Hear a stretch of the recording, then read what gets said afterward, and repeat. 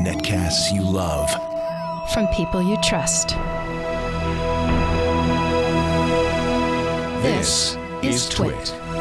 Bandwidth for the Tech Guy is provided by Cachefly. CACHEFLY.com. Hi, this is Leo Laporte, and this is my Tech Guy podcast. This show originally aired on the Premier Networks on Saturday, November 21st, 2015. This is episode 1239. Enjoy. The Tech Guy podcast is brought to you by Epson's new EcoTank printers. With Epson's line of Super Tank all-in-one printers, you can print thousands of documents without running out of ink. EcoTank is loaded and ready to print when you are. Visit Epson.com/EcoTank to find out more. And by Texture, the mobile app that lets you access the world's most popular magazines anytime, anywhere using your phone or tablet. For your free 30-day trial, visit Texture.com/TechGuy. And by Gazelle, the online marketplace for buying and selling used gadgets. Shop from a variety of certified pre-owned electronics or trade one in for cash. Give new life to a used device. Visit Gazelle.com today. Well, hey, how are you today? Leo Laporte here, the Tech Guy. Time to talk computers, the internet, home theater, digital photography, smartphones, smart watches, home theater, all that jazz. 8888 Ask Leo. If it's got a chip in it, we'll talk about it.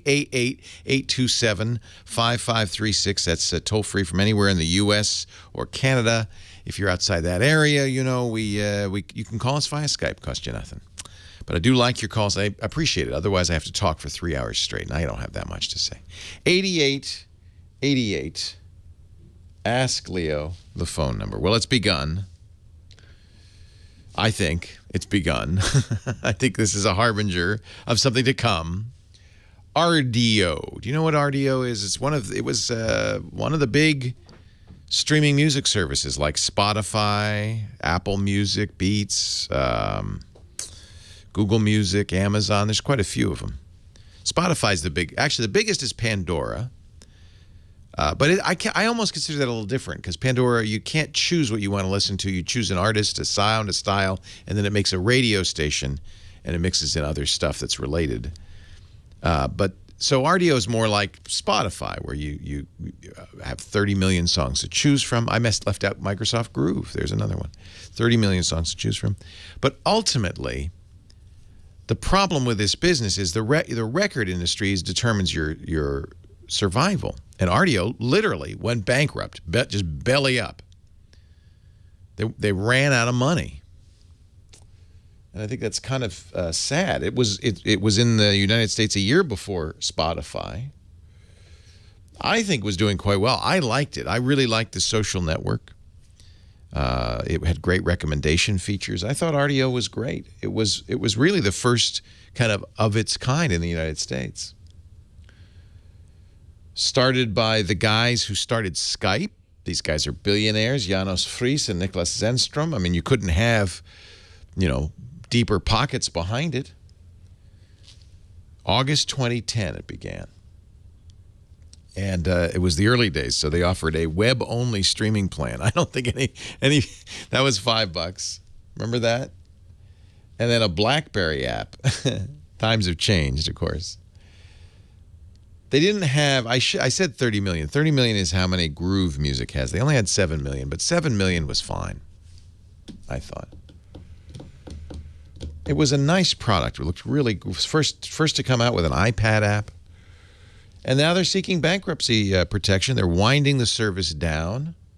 Pandora is buying, not Rdio. I think maybe you saw that as a headline, but really they're buying the intellectual property of Rdio because Pandora wants to do a streaming service more like Rdio and Spotify. Some of the employees will go along. But the apps are going to stop working. So if you're subscribing to Rdio, you'll have to find another choice. And the reason I say it's the beginning is because I don't think this is the last of these services that's going to go out of business. The record industry doesn't like them. Look at Adele. She just put out her new album, 25. And she looked at what Taylor Swift did with 1989, and Taylor Swift said, no, we're not going to put you on the streaming services, and it was a huge seller. And Adele, who hasn't had an album out in 4 years, everybody's waiting, excited. She says, nope, not going to put it on the streaming services. And you know what? That kind of makes sense, doesn't it? Because I know if I could listen to it on the streaming services, I probably would, and then I wouldn't have to buy the album because I'd have the whole album. On the other hand, how am I going to listen to it if I can't listen to it on the streaming services? How am I going to know it's good? Radio? I guess radio. It's kind of an old-fashioned strategy. Probably will work for her. We have still not solved the music puzzle, have we?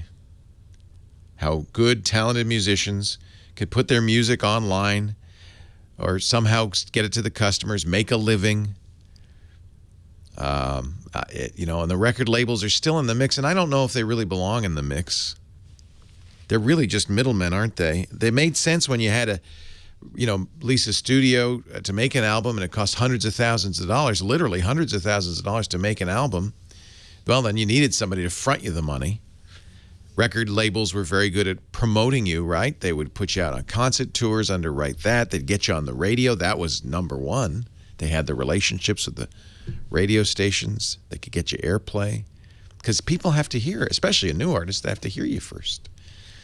Adele, of course, nobody has to hear Adele or Taylor Swift. I guess the idea is, hey, you know what we do. So you'll probably just buy the album because you're our fans.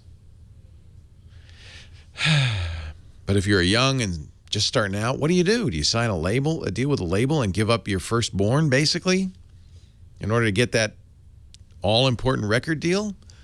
Do you avoid a record label and try to make those deals yourself? That's not very palatable either, is it? How do you do it? I remember talking to Paul Simon about this very subject. And I said, well, Paul, you made it. You're a superstar. You can sell any album. He said, yeah, but my kids are musicians too. And I don't know what they're going to do. Because the system that I grew up in that made Simon and Garfunkel so successful, and then Paul Simon's solo career so successful, so many albums, made him a very wealthy man and very successful man, and spread his music, probably more importantly to him, spread his music everywhere. So that people could enjoy it and love it. That system is crumbling, and yet there's no real good solution as an alternative. So there goes Rdio. I guess, I think it's a matter of time before you see others go under. Now, what's interesting is 3 that'll probably stick around, maybe let's say 4 that'll probably stick around, come from Apple, Microsoft, Google, and Amazon. Those companies don't make money on selling music. They make money on other stuff. Maybe Amazon does. Maybe Amazon shouldn't be in that mix. But Microsoft, Google, Apple, they don't have to make money on their streaming music services. That's about getting you to use their services in general. And so I presume that they don't need to make money on this. They don't want to lose a lot of money, but they don't need to make money on this. But companies like Spotify, that's their business. And then there's the up-and-comers like SoundCloud. Somebody's mentioning SoundCloud. It's true. And YouTube. But YouTube's Google, remember. Google Music, Google's, Google Play Music, their music streaming service, very tightly integrated with YouTube. It's an interesting question. I don't know. Free accounts will begin November 23rd, in 2 days. If you're a paid user, no more money from you, and then we'll see what happens, how long it will take. Congratulations to Mark Zuckerberg. He and his wife expecting a baby any day now. And he shared on his Facebook page on Friday, he's going to take 2 months off. Yeah, that's nice. His employees at Facebook get family leave of up to 4 months, which can be taken anytime up to a year after the baby's born. So maybe Mark will take more. Taking 2 months off for the guy who Facebook really is Mark Zuckerberg. That's got to be scary for him, but good for him. He and Priscilla Chan. When's their due date? Pretty soon. Talking a lot about parental leave in Silicon Valley right now. Silicon Valley and the startup scene doesn't do well with families. You're expected to work Day and night. Family, what's that? There's no time to even make a baby. Let alone take time off when you have one. Mark wrote in his Facebook post on Friday, Priscilla and I are starting to get ready for our daughter's arrival. We've been picking out our favorite childhood books and toys. That's the best part about being a dad, is you get to go back and play with Legos and read Goodnight Moon. We've also been thinking about how we're going to take time off during the first months of her life. This is a very personal decision. I've decided to take 2 months of paternity leave when our daughter arrives. Studies show when working parents take time to be with their newborns, outcomes are better for the children and families. Congratulations. Mazel tov. Leo Laporte, the tech guy. Hey, let's take your calls right after this.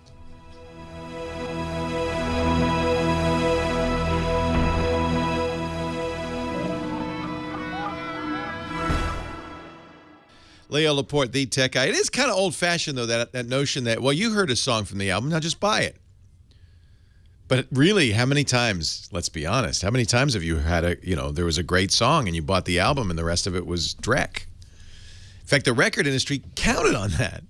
They're kind of mad at Apple because Apple said, nope, you have to sell every song, 99 cents, and the record industry said, that's not good. We're going to have to actually put good songs on the whole album. That's not good. They got a problem. Got a problem. 8888 Ask Leo, your call will be handled, but handled gently. Handled's probably not the right word. Gently handled by this woman right here, Heather Hammond. She will handle you. The handler. She's a handler. Handling implies, like you're going to be herded. But you're nice. You're friendly. Give him a nice pat on the back. Yeah. So get on in there. Yeah. Here's your chance to shine. You're going to be just fine. You're going to do great. And get that cowlick out of the way, because this is radio. Give me some Casey Kasem. Keep both feet on the ground. What is it? What does he say? What and did he say? Keep reaching for the stars. Keep both feet on the ground. I used to be able to do Casey Kasem, but I've lost that impression. I have to work on it. If you don't continually do your impressions, bad as they may be, they get worse. Wow. Yeah. I totally thought you were a dial-in impression guy. Like I could just go, bam. I okay, can do Barney Casey Rubble. Kasem. No. Okay. No, we'll work on that it to during me. the next don't break. Don't do that to me. I have to think about it. What did he sound like? Do you have a memory for faces? Can you remember people's faces? Oh, sure. Yeah, but their I names, can't. no way. I can't do names, faces, or voices. Really? Nope. Yeah.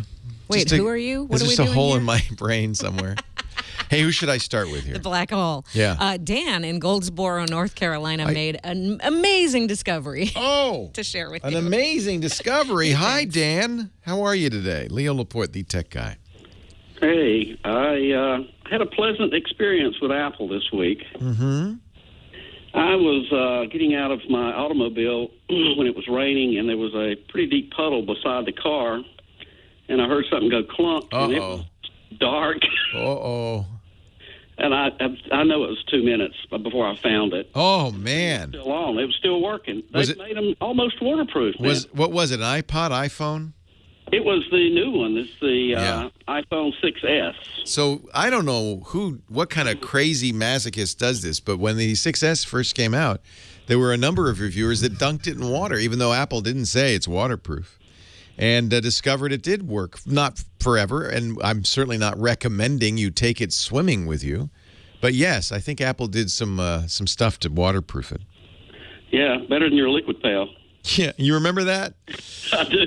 I guess they did something similar. Liquipel was a company that would you'd send them your phone, and they do a magic process. They'd coat it somehow, and the insides as well as the outsides. Because if you look at the iPhone, they got speaker grills, the USB port. There's all sorts of places where water could get in. It does. It goes right into the inside. So it isn't just some phones you have little hoods on all of the connectors, and you're supposed to keep them closed or you won't be able to keep it waterproof. A lot of the older Samsung phones are like that. But I think they've come up with a way now to waterproof the insides, and apparently Apple's done that. Now, one thing you should know, and I have no reason to think Apple stopped doing this, but on the older phones, they always had a little piece of paper inside it that would turn blue if it got wet.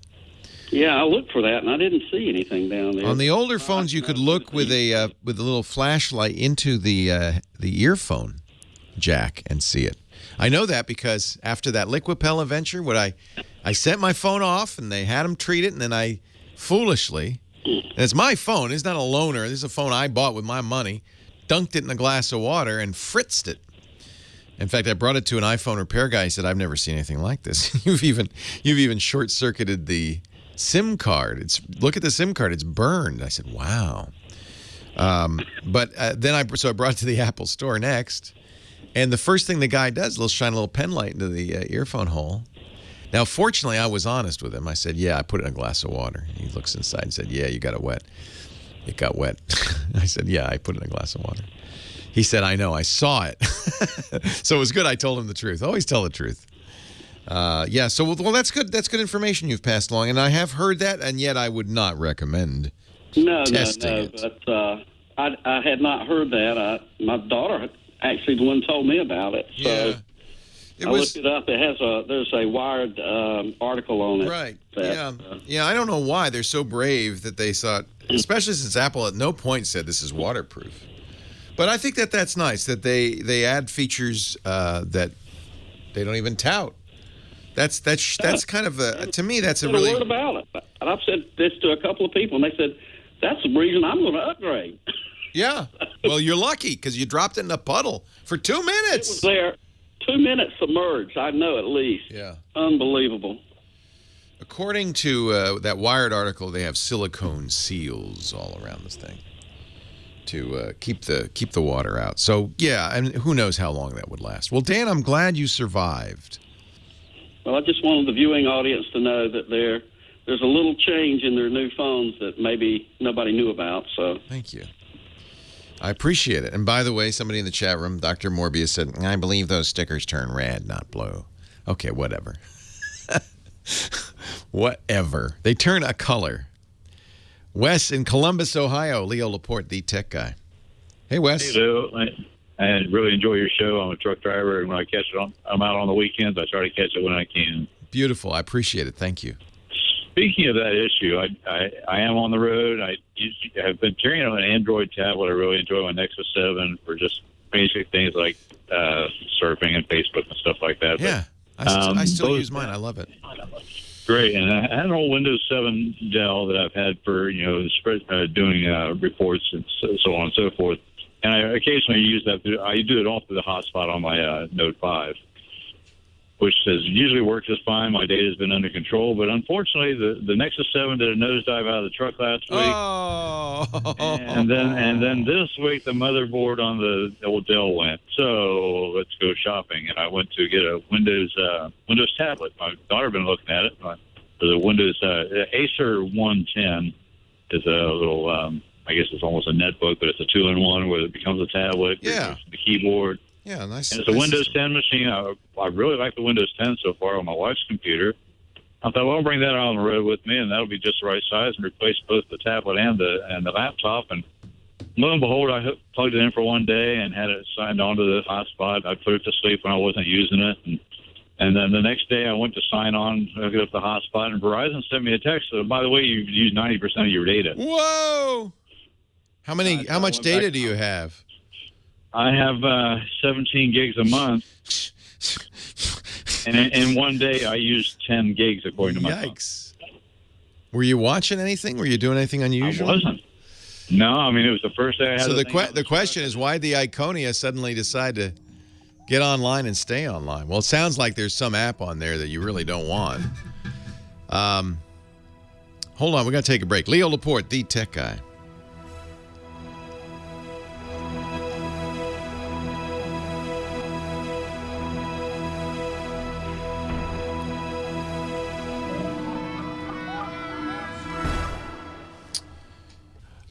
We were talking to Wes, the trucker in Columbus, Ohio. He said, my PC did what? Downloaded 10 gigabytes in one day. And I could think of a few things that might have done that. Of course, he used up a big chunk of his Verizon quota for the month in one day. But it was a brand new system. Always start up a new system and let it run for a while on Wi-Fi because it will download, for instance, in this case, the Windows 10 update for November, which was several gigabytes. I'm sure that's part of it. Maybe if you set up your email, it's downloading all the old messages. But There is a way. Thank you to Eric Duckman in our chat room. I was wondering if there was a way in Windows 10 to look and see what it was that used all that data. I said, maybe you can call Verizon and ask them what you were connected to. But Eric Duckman says the task manager, if you look at the app history, there's a network column and you can see historically what apps have used a lot of network data. That'll be a clue. That'll be a clue. Next hour, we're going to do a special hour with Johnny Jett, our travel guru. He's an expert on traveling with technology. But right now, let's say hello to Scott Wilkinson, home theater guru. He's the editor-in-chief at the AVS Forum, avsforum.com, and the host of our Home Theater Geeks podcast at twit.tv/HTG. Hello, Scotty. Hey, Leo. Good to how's see it you. going? Oh, it's going Thanks. great. Yeah. Hey, we're coming up to Black Friday. Now, is this a good time to buy a TV this coming Friday? Well, as to this particular Friday, I don't think necessarily it's that one day is any better than this week. Okay. Black Friday, I think, has taken on something of a different tone to it. I mean, Well, the a lot of internet's people changed things, hasn't it? Seriously, absolutely. But as I was looking around, I wanted to talk about Black Friday today on the show, and I was looking around for Black Friday deals, and I found some amazing ones on Samsung TVs. Ah. Wow, it's really amazing. And it's not just Friday, and most of these deals you can get on the Samsung website, as well as a bunch of other places So like you don't have Sears. to wait in line at Target to get a good deal. No, exactly. Fight people. All right. Yeah. So, I mean, I'm seeing deals of 50, 60% off. Wow. And this is on what I consider the really good Samsungs. I mean, Samsung's a good company. They make great TVs, generally speaking. But I'm particularly interested in their TVs that are capable of this thing we've talked about before called high dynamic range, which is the ability to show brighter whites and deeper blacks, especially important for content that is encoded that way. And there is more and more content encoded in that way from MGO, Netflix, Amazon, that really looks spectacular. And the Samsung TVs with this capability, they have a long model number. All these TVs, most of them have long model numbers. But the ones that have this capability have the letters JS in them. So if you see a model number with a J and an S next to each other, then you know it has that capability. And like I said, I've seen Samsung TVs. Let's see, on Samsung, the 50-inch JS 7000, 53% off, $800. Are they dumping these though, or are these their latest and greatest? This is their 2015 top of the line, what they call SUHD. These are SUHDs. They are. That's what the S in JS stands for. Wow. And so they are the best line. Now, of course, Samsung's going to, at CES, we're going to see the 2016 models, and those are going to come out probably more or less in the spring of 2016. So, yeah, maybe they're trying to get rid of inventory here. But that doesn't mean these are not a great deal. Is this unprecedented? Have they done this before? I have not seen this before. Yeah. Doesn't mean that they have never done it before, but I have not seen this before. This kind of discounting, 50%, 56%, 62%. Wow.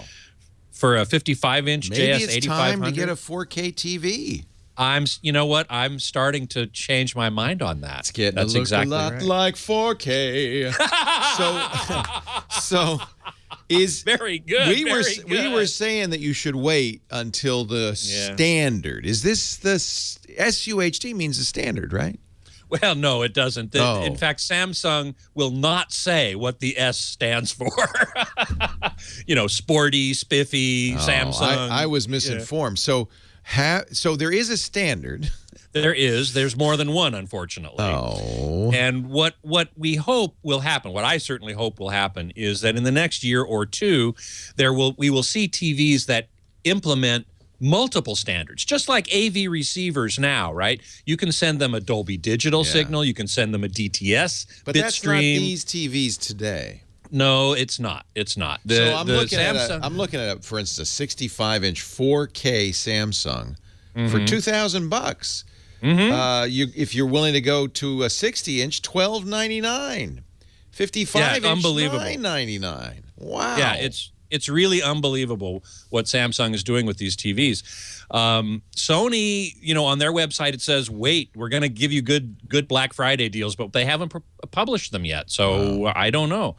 I did find one LG OLED for 28% off.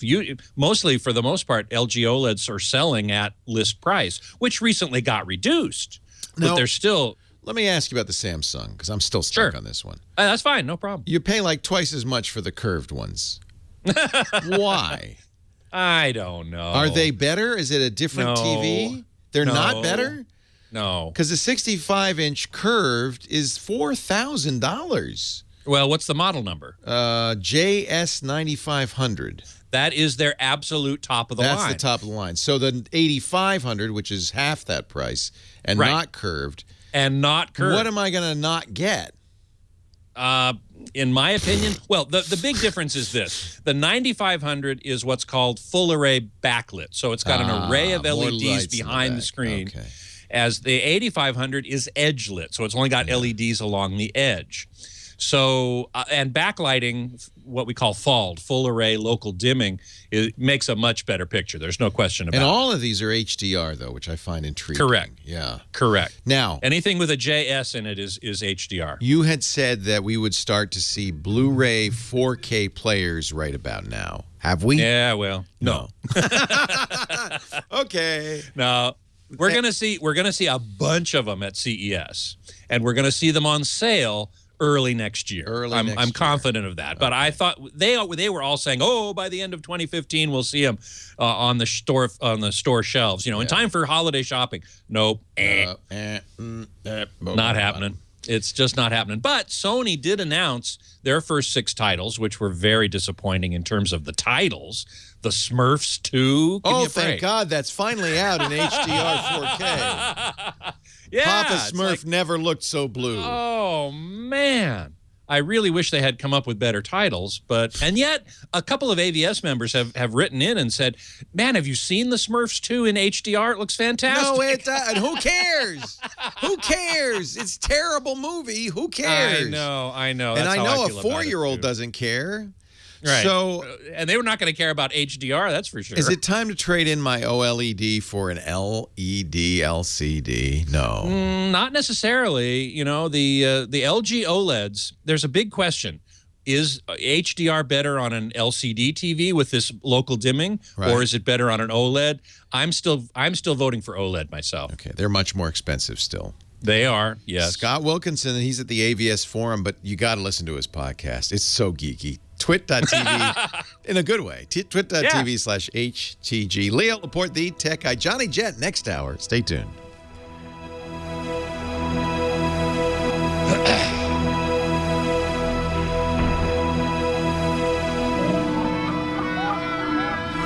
Zonk. Thonk. Wow. So, I got to think that Samsung... I don't know. I mean, this is interesting. They're dumping. It's very interesting. They're dumping these TVs. I think they're dumping them. I mean, a 50-inch so the JS. question is not whether they're dumping them, but should you not get these because they're going to be so much better? This is always the question. But the ones next year will probably be better, but they'll be a lot more expensive. Yeah. And by better, I don't necessarily mean they'll perform all that much better. Yeah. But they might have the ability to decode more than one HDR standard. On the other hand, the other primary HDR standard that we have right now is called Dolby Vision. Yeah. And the reason that not more people are implementing it is because Dolby requires a licensing fee. Right. To implement it. It's a proprietary closed system. Whereas the standard that Samsung has implemented and all other but Vizio TVs have implemented that have this capability is an open free standard called HDR10, which that's the colloquial term for it. It's technically called SMPTE ST 2084 and 2086. But that's what Samsung's, they have the advantage of having this open system, and there's more content available in that form of HDR than there is in Dolby Vision at this point. Right. Well, I'll let you take her over here for a I'm happy moment. to. I will put the screen up for you. Put the number up there. I really appreciate that. So yeah, this is. I thought this was pretty big news. I'm going to post this on the website on AVS Forum in the next day or so. Friendly Manitoba, did Samsung get out of OLED? And the answer is yes. We've heard some rumors that they might get back into it, and maybe we'll see that at CES. But as of now, they are out of the OLED business. So is Sony, other than their professional monitor. They have a $30,000 professional 4K OLED high dynamic range monitor that's gorgeous, but it's like 30 inches. And, it's a professional monitor. It's meant to be used in a studio when grading. So LG is the only company in consumer OLED right now, and they're doing gangbusters.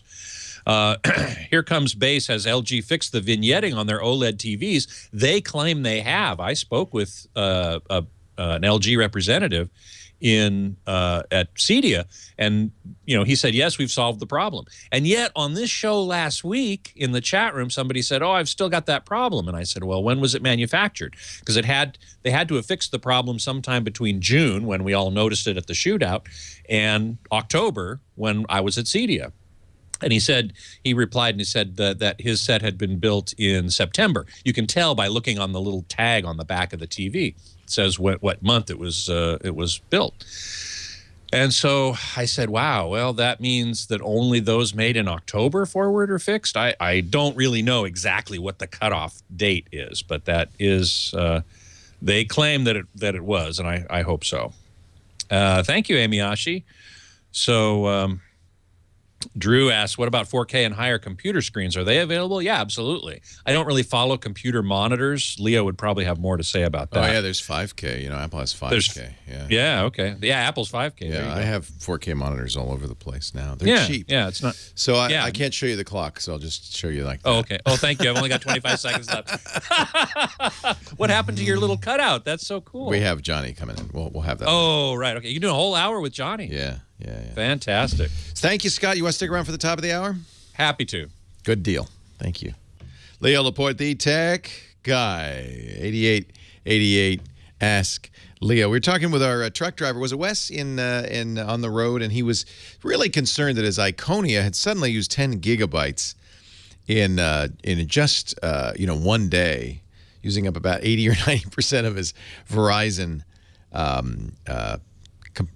cohort of data for the month. So I did mention that if you look at in the system diagnostic information, where is it? Where do they keep that? They keep a record of network usage. So you go to Task Manager and in the Start, and then select the App History tab, and you'll see there's a column. The third column in will show you app history. Third tab in will show you app history. You can see network usage. But there's something even more useful going forward that I really should recommend, and that is telling Windows, and this works in Windows 8 or Windows 10, that you're using a metered connection. You can do that very easily. It's by you go into the Wi-Fi icon and select the network and say set as metered connection. By doing so, it'll make sure that Windows not only kind of is a little bit more judicious about how it uses it, but in fact lets you know too when more has been used. You can even show estimated data usage and so forth. Now that's on a Wi-Fi connection. I think it would on an LTE connection if you have. I'm presuming you're on Wi-Fi. Yeah, I don't know if the Iconia has LTE built in, but I presume if it was on an LTE connection, we just assume, well, that's metered. We know that much. But this is how you can tell a Wi-Fi connection in Windows 8 or Windows 10 that it is expensive. Don't just use it willy-nilly, and keep track of how you use it. So that information absolutely is in there. 8888 Ask Leo. I thank you for the call, and you can find this information as always, including audio and video from the show after the fact, and even leave your input at techguylabs.com. That's our website. Free, no sign up, no email list. I know people say I should have an email list. It's too much trouble. No email list. I talk to you on the radio every weekend. What do I need an email list for? Just go to techguylabs.com. It's all there. Aaron is in Greenville, New York, our next caller. Hi, Aaron. Leo Laporte, the tech guy. Hey, Leo. What's going on? Not much. What's up with you? I'm in the market for a computer steering wheel to use on sim racing. Which game do you like? I use iRacing, Euro Truck Simulator, just a whole bunch. Are of you a licensed simulators. driver yet yourself? No, I'm not. Yeah. See, I think as an adult who spent a lot of time driving, the last thing I want to do is go home and play a driving game. But if you don't have a license yet, man, that's fun, isn't it? In fact, my old buddy, John C. Dvorak, swears that his teenage sons were better drivers because they played driving simulators. They learned, better how to, respond in a variety of situations. Maybe that's true, although it's unlikely you'll be rolling your Formula One vehicle anytime soon. So you're looking for a steering wheel, huh? Yeah, I have 4. I've managed to get it down to 4, and those are the Thrustmaster Ferrari 458, the Logitech F1L, the Thrustmaster VG Ferrari. You already have 4 and you want to get another one? No. These are the 4. Oh, the 4 you're considering. Yeah. Yeah. And all of them will work with iRacing? Yeah, I have already looked at this stuff online, and they all seem great for the price. I just wanted to see if you know which one. Yeah, I'm not an expert on this. Let me ask the chat room. I've always thought Thrustmaster made a very good gaming gear, but let me ask the chat room because they're probably a little bit more serious about this than I am. Macro says he learned how to drive by playing Grand Theft Auto. See, that's probably not.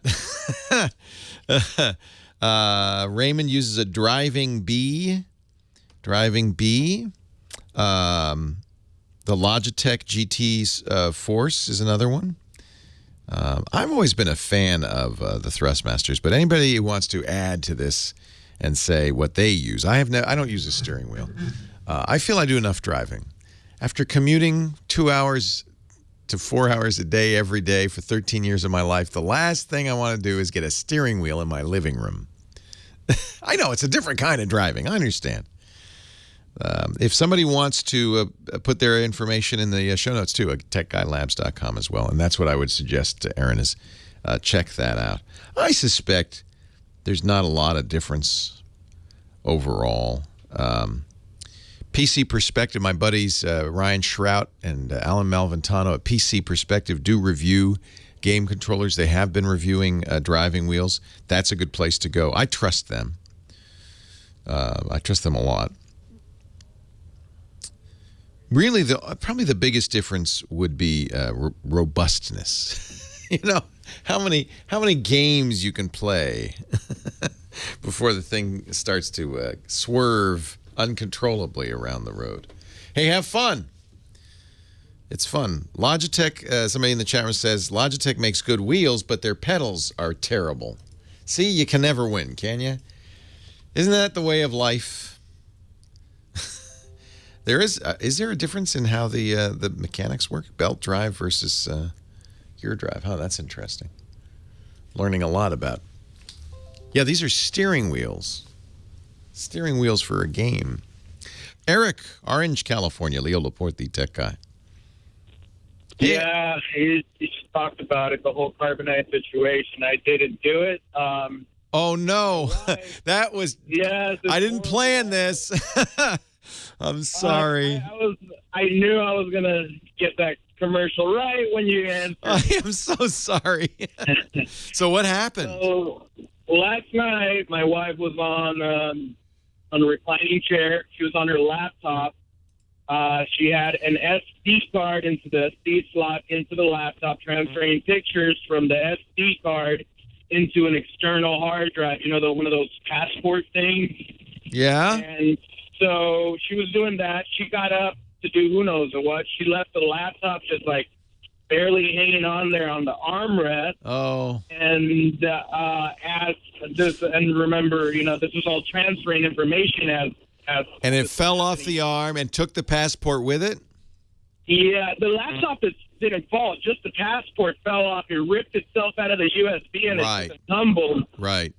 And so when she plugged it back in, it didn't respond. And I'm like, okay, maybe it's just your laptop since you interrupted the whole thing. No, here's the good news. My laptop. Your data is probably on that passport. It's a external USB drive from Western Digital. The data's probably still there. I'm going to bet almost certainly that when it fell off, it torqued that connector and broke it. Yeah. So that's fine. I mean, that's the best of all possible scenarios, because it means it's very unlikely the data got damaged. Maybe, the data you were writing, the one picture. Fortunately, these are backups in a sense. She's got don't lose that card, because that's where the photos are. But what you could do, you could bring this to somebody and say, I need to take the drive out of the passport. You can do this yourself as well, and put it in a new USB enclosure. That one will be working.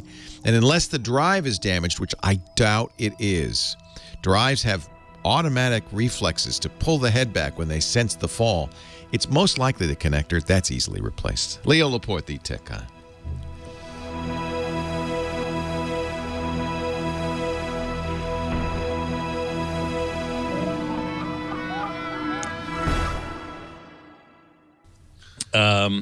Twisted Mister asked, do the Samsung support the new color space? It's not exactly new, but most of them do support almost all of what's called P3, the DCI, Digital Cinema Initiative color gamut, which is used in commercial cinemas. And what I think is going to be the new color gamut for consumer video as well. And they cover over 90% of it because they use quantum dots, which is very interesting. Quantum dots are these little microscopic nanocrystals, really, that glow green or red, depending on how large they are, when bombarded by blue light. So the LEDs that are in the TV are blue instead of white, and they shine on these quantum dots, and the quantum dots glow green and red, and you can tune the frequency or the wavelength of green and red very precisely with quantum dots. And so they can make the color space or color gamut go out to almost wherever they want. And so, yes, the answer is they do cover over 90% of P3. Let's see. There's still plenty of OLEDs for phone, Web 3699. SPR Swimmer 5 asked, Vizio D series versus M series. I just noticed that Vizio now has a D series. I didn't even know that before. I knew about the E, which I always thought was their entry level, and I have to do a little more research about whether the D has now become the real entry level.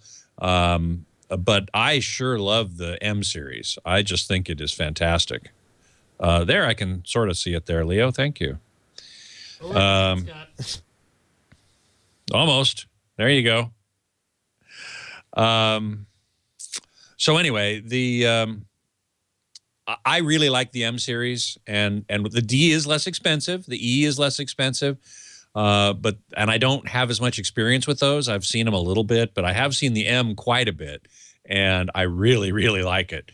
So I'm encouraging people to spend the extra money over the E or the D to go with the M series, which is still a heck of a lot less than Samsung, Sony, certainly LG.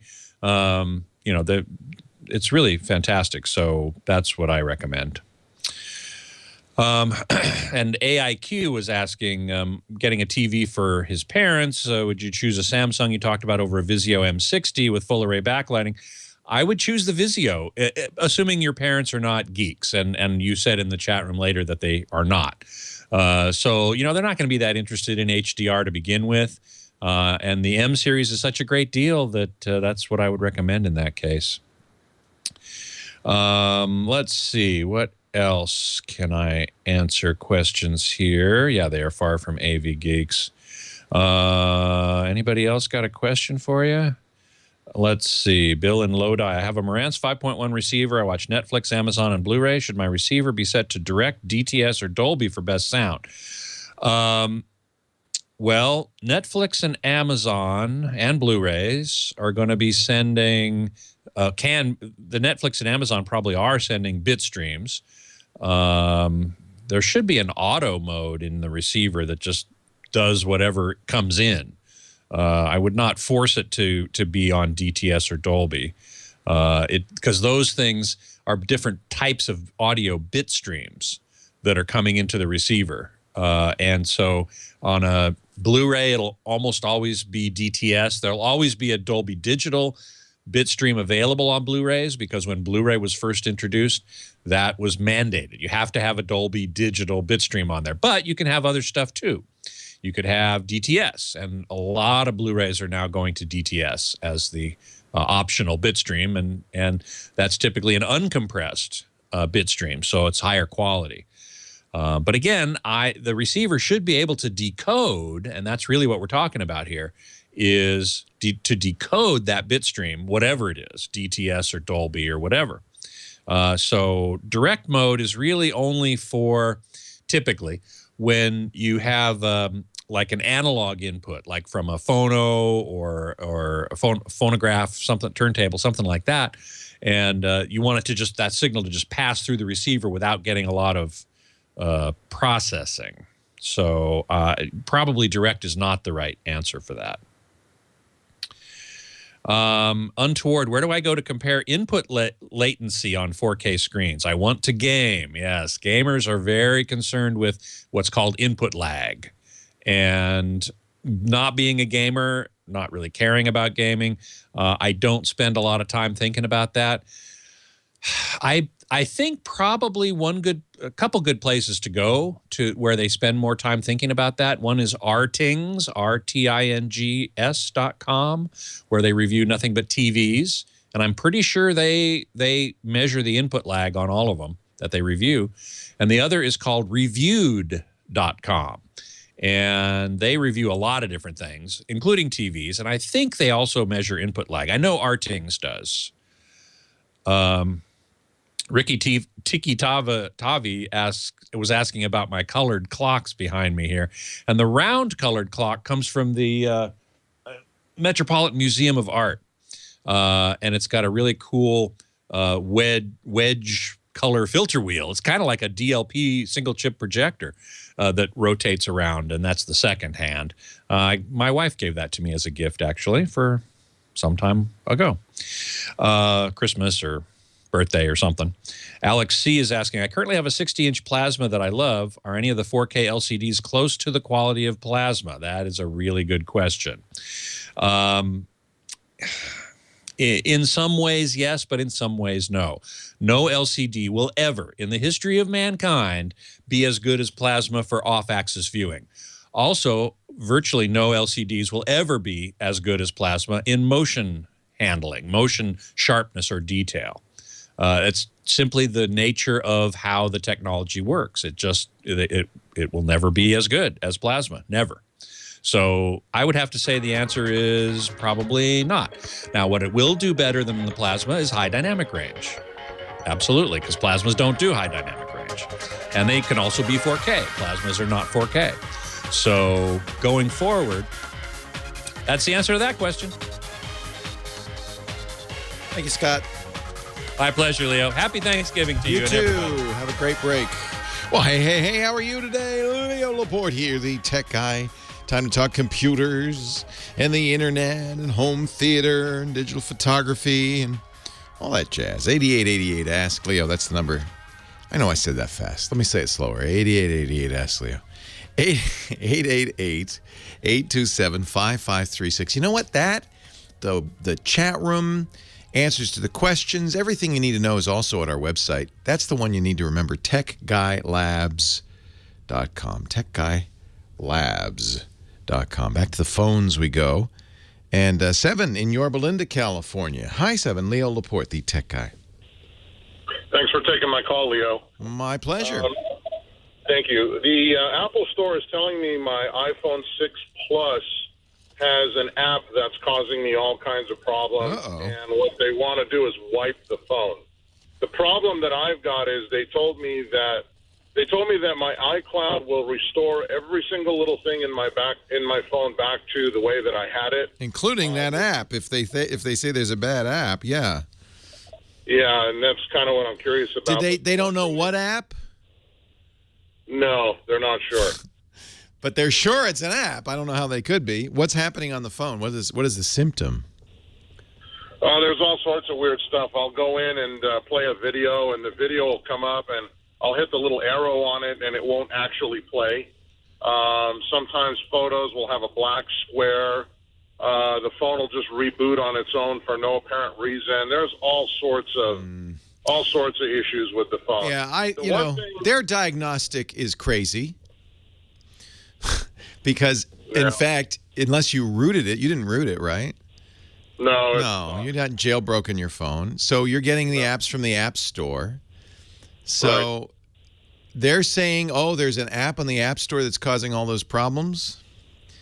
Well, they actually, now that I think about it, they did this quite some time ago, and I've been putting up with all these things in the phone. But the one thing they told me back then is they said it was the U.S. Airways app was causing a problem. I said, okay, fine, delete it, because I normally fly American. So, and now, ironically, Did that fix it? No, it didn't fix it. They still want to wipe the phone. The one main question I've got, however, is they advised me that my text messages, all my texts cannot be backed up. And that's a concern for me because some of the texts in there, sir, I need to have them. I need record of them. In some cases, they serve as legal records. Do you use, you're using Apple's messages for your messages, right? Well, iMessage for those who have Apple and... Well, it would be iMessage for everybody because what the iPhone does is they even put SMS messages into messages. So do you have a Mac? Yes, I have a MacBook Air and an iMac. And if you put messages on there and open it up and make sure it'll say, well, do you want to use your phone with your Mac? And you say yes, and you have to approve it on the phone. Once you do that, your messages database should copy over to your Mac, I think. I don't think, and I could be wrong here, but I don't think it'll pull all the historic... It doesn't get all the old stuff, huh?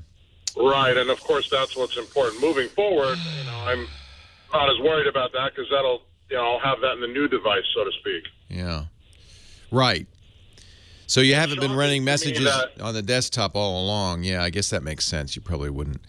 I find this to me that they've got everything covered with this one important detail. I mean, there's got to be a reason for it, but it just seems crazy to me. You can back up. So you can back up messages without, I believe, without rooting your phone with a program called from iCam called Phone View. So I think it's iCam. It's called Phone View, and it will allow you to mount your phone and copy messages off of it. So eCam, not iCam. ECAMM.com.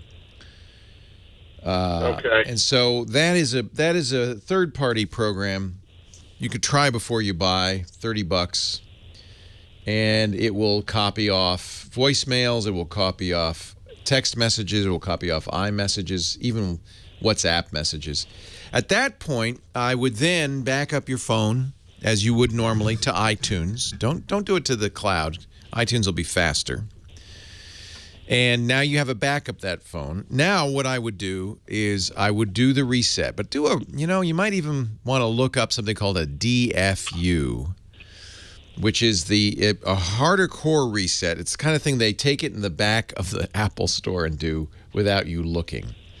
It's a more serious recovery mode. And doing that, I think that might be a better way.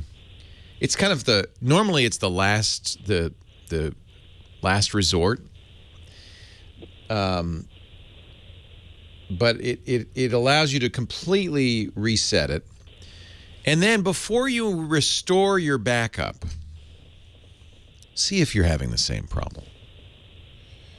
Because if you are, then you take it to the store and say, hey, dope, I did what you said, and it's still doing it. I guess it's a hardware problem. Understand that the computer companies always will say this because they don't know what software you've installed. It's a little less of a problem on an iPhone, frankly, because Apple approves all the apps. So it's much more likely, frankly, that there's something Apple's doing that's messed up. But let's do a full reset on the phone and not install anything right away. Just start using it. Do you think it might be better for me if I just deleted the apps that I really don't care for? No, I'd start over. This is weird behavior. This doesn't sound right. And to me, it's either a broken operating system or physical hardware problem. It is not an app problem. I don't think. Okay. Do you know if that program, that eCam, will take those messages and actually put them back on my new device, or probably not, huh? No, well, I don't think so. The restore will. But the eCam will keep it on your computer, and I think that it will preserve the date stamps and all of that stuff. If it's for court purposes, maybe not, but for every other purpose, I think you're all right. And then the key is, though, here, I want to figure out, and the Apple Store really isn't being as helpful as they might. I want to figure out what's going on. It's not the US Air app. That doesn't make any sense. And in fact, you deleted it. It's still causing the problem. I want you to do you could just do the Apple erase if you want. It's in the system settings. But if that doesn't work, do an even harder core reset. And then see if the phone, what you want to do is kind of rewrite the phone's, operating system from scratch, like you just got it new. And then run it for a few days and try all the things that broke before. If that's all normal, then you say, well, I guess it's okay. And now I would restore your backup. And what you might find, I guess you will find, my suspicion is you will find, the phone's fine now. But if it's not, then you restored something that is causing problems, and the Apple Store is right. And now you want to do another reset and much more judiciously reinstall your apps. And just a second ago while you were speaking, just a quick example. I have it linked to the Bluetooth in my car right now, and while you were talking, it cut out. Yeah. So I had to grab the phone, put it on speaker, so I can continue to hear what you were saying, and then it came back to my car. The Bluetooth is... that's not Bluetooth is not exactly the most robust system, but it sounds to me like that's a hardware issue. But it could be an operating system issue. It's a computer, right? So it could be the hardware, it could be the operating system, or it could be apps you've added after the fact.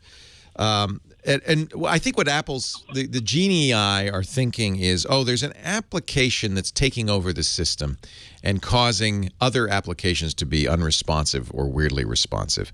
So let's get rid of that. But the only way to really diagnose that is for you to start fresh, wipe that phone, and observe how it works without any apps on there. If everything's working fine, I would then restore everything, because maybe it was just a corrupt operating system file.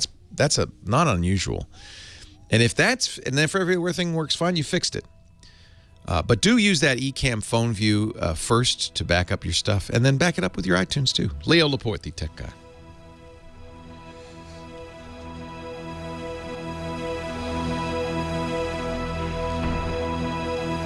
Yeah, first verify that it's not hardware or operating system, and then you can start to blame apps. That's a little premature to blame the apps. Hey, our show is brought to you by these great printers from Epson. I'm a big fan. Epson.com/EcoTank to find out more about the EcoTank printers. Epson makes, of course, great printers. I've used them for years. They're all-in-ones using the precision core technology. It's an industrial printer technology that Epson has migrated to their business and consumer printers that is amazing. 40 million dots a second. It's the fastest inkjet printer I've ever used. Crisp, black and white text that's laser quality, and you get all the great features like two-sided printing, and you can scan, you can fax, you can color scan, 30-page auto document feeder that actually works. You could put 30 pages in there and it works. I love that. Plus, all of these printers print easily from your phone or tablet. They use Apple's AirPrint or Google Cloud Print, and that's great. But now the thing I love about this, the new EcoTank printers come with 2 years of ink in the box. So we're talking about printers like this 4550. It's a wireless, all-in-one, great little printer, inexpensive, but it comes with 11,000 pages of black page ink or 8,500 color pages in the box. That's about 50 ink cartridge sets. And then when it's time to add more ink, you buy inexpensive bottles. It's a refillable ink tank. It's awesome. They make a whole variety of these printers, all using the precision core technology for a variety of uses, including heavy-duty printers for offices that come with 20,000 pages of ink. It's really remarkable. An unbeatable combination of convenience and value with ultra-low-cost ink replacement bottles or tanks. And now you have the freedom to print without running out of ink, and they're fast. And they're crisp, and they look good. There's no warm-up time. About 2 years of ink. Visit Epson.com/EcoTank right now and learn about the EcoTank printers. Transform the way your home, your office, or your work group prints. For the best combination of ease and value, turn to the new Epson EcoTank printers. And you know what? Look at that. That is actually how fast it prints, by the way, on the video, if you're looking at the video. I mean, it's that easy. And man, I have to applaud Epson because sure, they could have gone along like everybody else with the ink cartridges, and they still do offer ink cartridges for people who don't print a lot, but man, this is such a good solution. Epson, EPSON.com/EcoTank. Transforming the way you print. We thank Epson for their support of the Tech Guy podcast. Epson, exceed your vision. Yeah, he's been everywhere. Leo Laporte, the Tech Guy, and look who's in the studio. Johnny Jet travels all over the place, but very rarely does he come to our little town in Northern California called Petaluma. But when he's in town, I got to sit you down and have you on the radio. Hey, Johnny. Hello, Leo. How you doing? I'm doing great. Johnny joins us every week to talk travel using technology. But I thought we'd spend a little more time since you're in town. That's very kind of you. And answer people's questions at 8888 Ask Leo and talk about travel. One of the things you're the king of, and I hope we're going to get a segment out of you for one of the podcasts. You say never check a bag. Well, I try not to check a bag. Sometimes you have to check a bag. So, when I do around the world trips in the summertime, I do not check a bag. But in the wintertime, round the world implies you're gone for a long time. Well, sometimes you can go for less than a week. Okay. But I usually my trips are around 2 to 3 weeks. And you can do that with a carry-on. For sure. So what I do is I bring a week's worth of clothes. So at least 7 or 8 pairs of underwear, socks, a few different shirts, a couple pairs of pants. Because you'll be able to hit a laundromat or a washing machine. If you're on a cruise ship, they have washing machines. That's what I like. River boats, they have washing machines. That's what I like to do. So I was just hotel. You can always send it. I remember a hotel in Beijing, though. I sent my laundry out. Each sock came back wrapped in a ribbon, individual. It was like, okay, that probably cost me a lot of money. I don't like sending it out to the hotels because it does cost. They charge an arm and a leg. It costs way too much money. So get on the web and Google, local dry cleaners or laundromats. That's the last thing I want to do when I'm in beautiful Barcelona or Berlin. I've done it in Sydney. I've done it in Bangkok. I guess you meet the locals that way. Well, no, actually, I'm not even doing the laundry. In South Africa, you drop it off. Yeah. And they will do it for you within a few hours. Nice. And it would cost usually $10 a load. Right. Which is way cheaper than it would, sending it to the hotel. And why don't you like to check bags? What's wrong with that? Because when you check a bag, you're kind of stuck with the airline. So, for example, if there's a delay or a cancellation, they're not going to let you jump on another flight right away. They're going to ask you if your bags are on that plane. Yeah, so you're stuck wherever your bags are. So that way, if you do, you have the freedom to jump onto another flight. So I really like that, number one. Number two is you can take public transportation, which is usually a lot quicker and cheaper. So, for example, if you're flying to New York or whatever, rush hour, instead of sitting in on the hutch for an hour and a half into the city, you can jump on the train. It'll take you 25 minutes, and it'll cost you $15 instead of a $65 cab. You're not sponsored by a luggage company, are you? Not yet. That would be nice, wouldn't it? Yeah.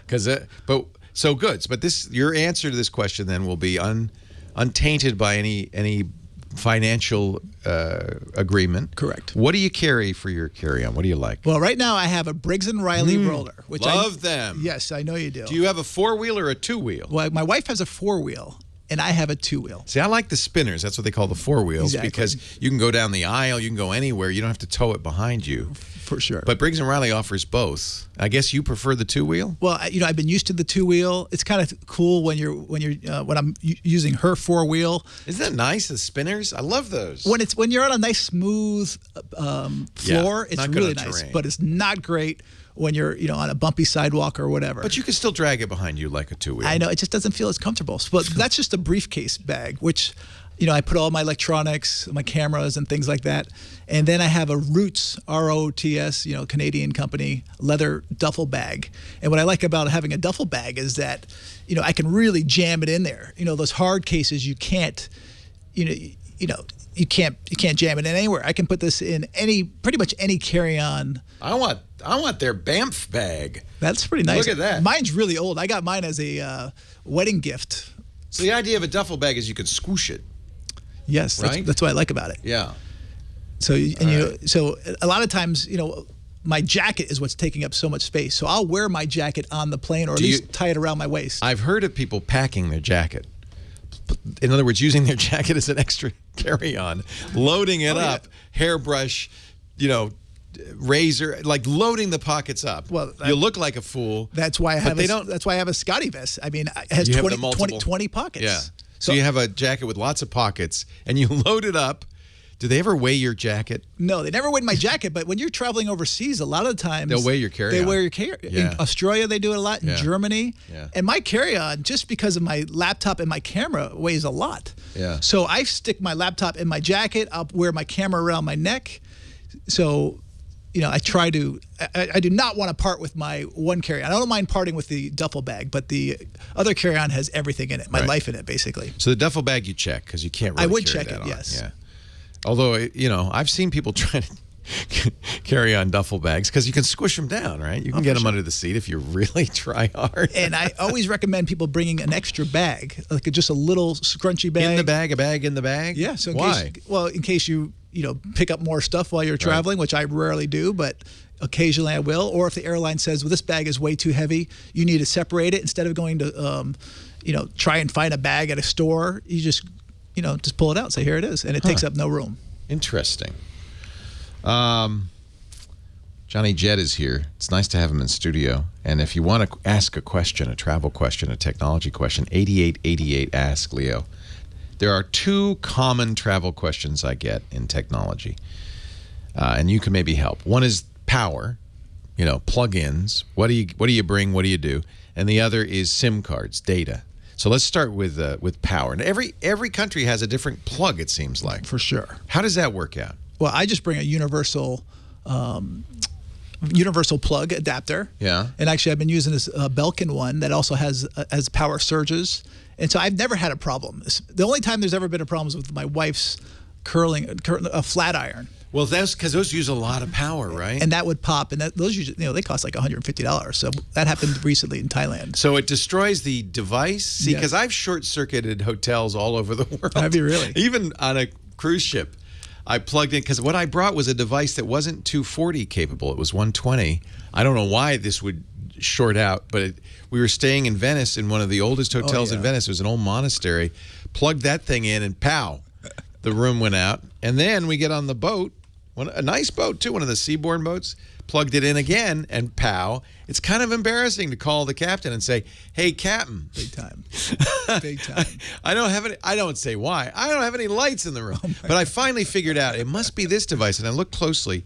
So you might need a magnifying glass, but you can look at anything that plugs into the wall, and it'll tell you if it's rated for what we have in the U.S., which is 110, right, or what they have in most of the rest of the world, which is 220 to 240. And you want to make sure that if you're going to plug in a device, that it will support that higher power, For right? sure. Or you use a transformer. I use this transformer that's Belkin. It's built in. I think it's $50, and I can also plug in multiple devices. So I really like that. It also has a USB, two USB ports. I'm not sure what the name is. I've written about it before. I've written about it before, but I've never had a problem with that. And I've taken cruises all over the world. I've stayed at every kind of hotel. Johnny Jett is here. All right, next we'll talk about SIM cards and data, because that's changing. For sure. In next year, I think, at least in Europe. 8888 Ask Leo. Your questions, too. Leo Laporte, the tech guy. So I'm not sure. Lower voltage pulls more amps, so I blew the circuit because I pulled too many amps. Okay, that makes sense. And it could then fry the device. So you could get, a double. Is this the Belkin? No, that's not mine. Leo Laporte, the tech guy, with a special appearance in studio with our travel guru, Johnny Jett. You'll find his blog and website at johnnyjet.com. He also does a great travel newsletter that's free. You should really charge for that, Johnny. It's good. Saves people money. Always finding travel deals there. And he also is on the Twitter at JohnnyJet. You use Twitter a lot.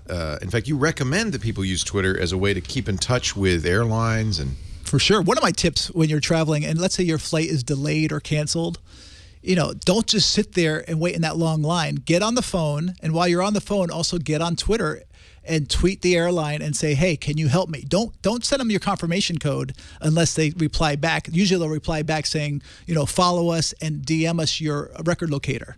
And then they can help it. And American Airlines does a really good job at that. Delta also does a good job. Virgin America, so always, right when there's a delay or cancellation, make a beeline to the customer service desk, or if you have access to the lounge, go into the lounge, or if it's really important, you can even pay $50 for a day pass, which I don't recommend unless you're going to have a long layover. But, make sure you call the airline while you're standing in line and tweet them, because a lot of times you'll be surprised that, by tweeting an airline, it will. Well, tweeting is a good place for customer service in general, because people don't. Tweets are public, and the airlines and everybody else, they go, oh, no, it's a public complaint, when they respond a lot better, well, especially if you have some followers. For sure. Usually when people are tweeting, they're tweeting bad stuff about airlines. Right. People rarely. So you know what? Even it out once in a while. Tweet something good. And I like to do that, especially when I have really great flight attendants or gate agents. Mm-hmm. Although the last couple flights I've taken on American, I've actually tweeted some bad things about them. Who's your favorite airline? I don't really have a favorite airline. Who's your least favorite airline? Well, I'm Spirit, and I've never flown them. I flew them once. I forgot your advice. Some people love Spirit. It's cheap. It's really cheap. It is cheap, but you have to know what you're doing. Exactly. Because they make the money back by charging you for carry-ons, right? By charging you for everything, and then there's very little legroom. So if you're taller than maybe 5'1", it's not. Well, they have 28 pitch. 28 inches, and most airlines have 30 to 31. Yeah. They used to have 34. Yeah, but it's a good price. But if you know what you're doing, that's the key. And you're not checking a bag, you're not carrying on a bag. It's if you can fly naked, basically, it's a really good deal. Would you go to Paris right now? I'm actually going next week. Oh, I feel like there's two reasons to go. One, to show solidarity, right? Because it's a beautiful city, and I don't think you're much less safe there, even if there are other terrorist attacks. There's millions and millions of people there. For sure. And two, we can't let the terrorists win. Well, that's exactly it. So let's continue. In fact, that was a wonderful hashtag that they were using in Paris, which translated to the bars. Everybody go to the bars. And in fact, the night after the attack, Sunday night and Monday night, the bistros were filled. Were they? Because people wanted to show, you're not going to stop us. Yeah. And I love that. I love that. You watching the news, it scares you. Yeah. They scare you. I mean, I remember when we had the big earthquake, 20 years ago in San Francisco, you'd think the whole city was on fire. Right. It's a little tiny portion. For sure. Yeah. Same thing with the Ebola last year, 2 years ago. Yeah. When that was didn't stop you? When that was going on, people were freaking out. And I started freaking out. But you have to remember that, chances are that the odds are is that you're going to be safe, especially I think Paris right now has to be one of the safest cities. You would think that's so. What I would think, yeah. Favorite airport? It has to be LAX because that's your home airport. Well, it is. And I think I saw you in an ad for I just LAX. did a commercial for them. Yeah. But that terminal, I love the Tom Bradley terminal. I also live close to LAX, and I've been through there hundreds of times. We'll leave LAX out of the equation. Favorite non-home, Well, my favorite international airports are either Singapore or Hong Kong. Yeah. I mean, those are just. I should just go there for the airport. Have you been to? I've been to Singapore. Yeah, Terminal 3, it has I don't remember a movie Terminal theater. 3. It has the world's tallest slide in an airport. It's 3 stories at Wait a minute, least. slide? Yeah, slide. You get on the slide and you go down 3 stories? Yeah, there should be a video of me on YouTube going down it. I made a video once. I think it costs $5, but it's just, I love that airport. There's a grocery store in it. Actually, the Frankfurt airport, which is one of the worst airports, has a grocery store that a lot of people don't know about at the very bottom, but you have to go outside security. I have to say that it's one of my favorite beverages is the Singapore slide. No, that's the Singapore Slinger. The Singapore Sling. Here's the video on YouTube. Wow, you're going down a slide. That's I haven't seen this in a long time. Yeah. But it's just a real. It's just fun, and I love going to an airport. That's he's going down the slide. I'm watching the YouTube video. Look at that. That looks like fun. Oh, it's not straight down. That's good. No, it's not straight down. Did you bring a GoPro with you? No, this is before GoPros. This is I don't remember how long ago this was. It's pretty wild, Johnny. But yeah, it wasn't exactly crowded. Was there a long line for the slide? But domestically, I think Detroit does a really good job with the airport. Detroit? I like going through there. In the wintertime, by the way, I try and stay away from the northern airports. We've talked about that before. Chicago, Denver, they're going to get snowed in. And in the summertime, Chicago's got thunderstorms. So if you can avoid Chicago in general. Well, that's always ranked as one of the worst airports. Just because of delays. Same with New York, Philadelphia, all the New York airports, Philadelphia. But I think Canada does a good job in the wintertime because they're used to it. They know the snow is coming. But if you have a choice, I would pick Phoenix, Dallas. Somewhere where it's sunny and there are no thunderstorms or tornadoes. Well, you're going to get thunderstorms and tornadoes in no matter Dallas, where you go, you're going to get them. Hey, we said we'd talk about Sims. Correct. Number one topic people ask, actually that and cameras, we can maybe talk about that too, but when they're traveling, they want to know, because everybody now has a smartphone, they want to keep getting data. And I think we've talked about this. There's nothing like wandering a street of a town you've never been in, but knowing you can always get back to the hotel because you've got a map on your phone. Right. I love that. Correct. And for finding a restaurant, finding a store, finding a drugstore, it's really useful. But what do you do? Because international data roaming is hideously expensive. Well, in the early days, I used to, switch out my SIM card. I would get an unlocked phone. So, these days, most of the phones they're selling are unlocked. Yeah, but you could still buy also a burner phone that's just for your travel. I've done that. For sure. It's a GSM phone and just take it with you. Yeah. So if I was going to be in one country for a long time, I would buy a local SIM card. Okay. But I'm usually popping in and popping out, a few days here or even a week.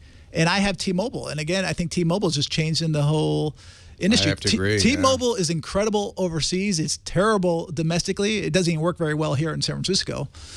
That I found. I was in Muir Woods. My phone was not working. Other people's were. Yeah. But it's great when you're when you're overseas, it'll work. I'm in a safari in Africa and the phone's working. I'm out in the middle of nowhere. Yeah. But so it really is. If you travel internationally, I love T-Mobile, and you don't have to worry about that stuff. Right when you land, you turn on the phone, and sure enough, you're getting your emails. You can upload.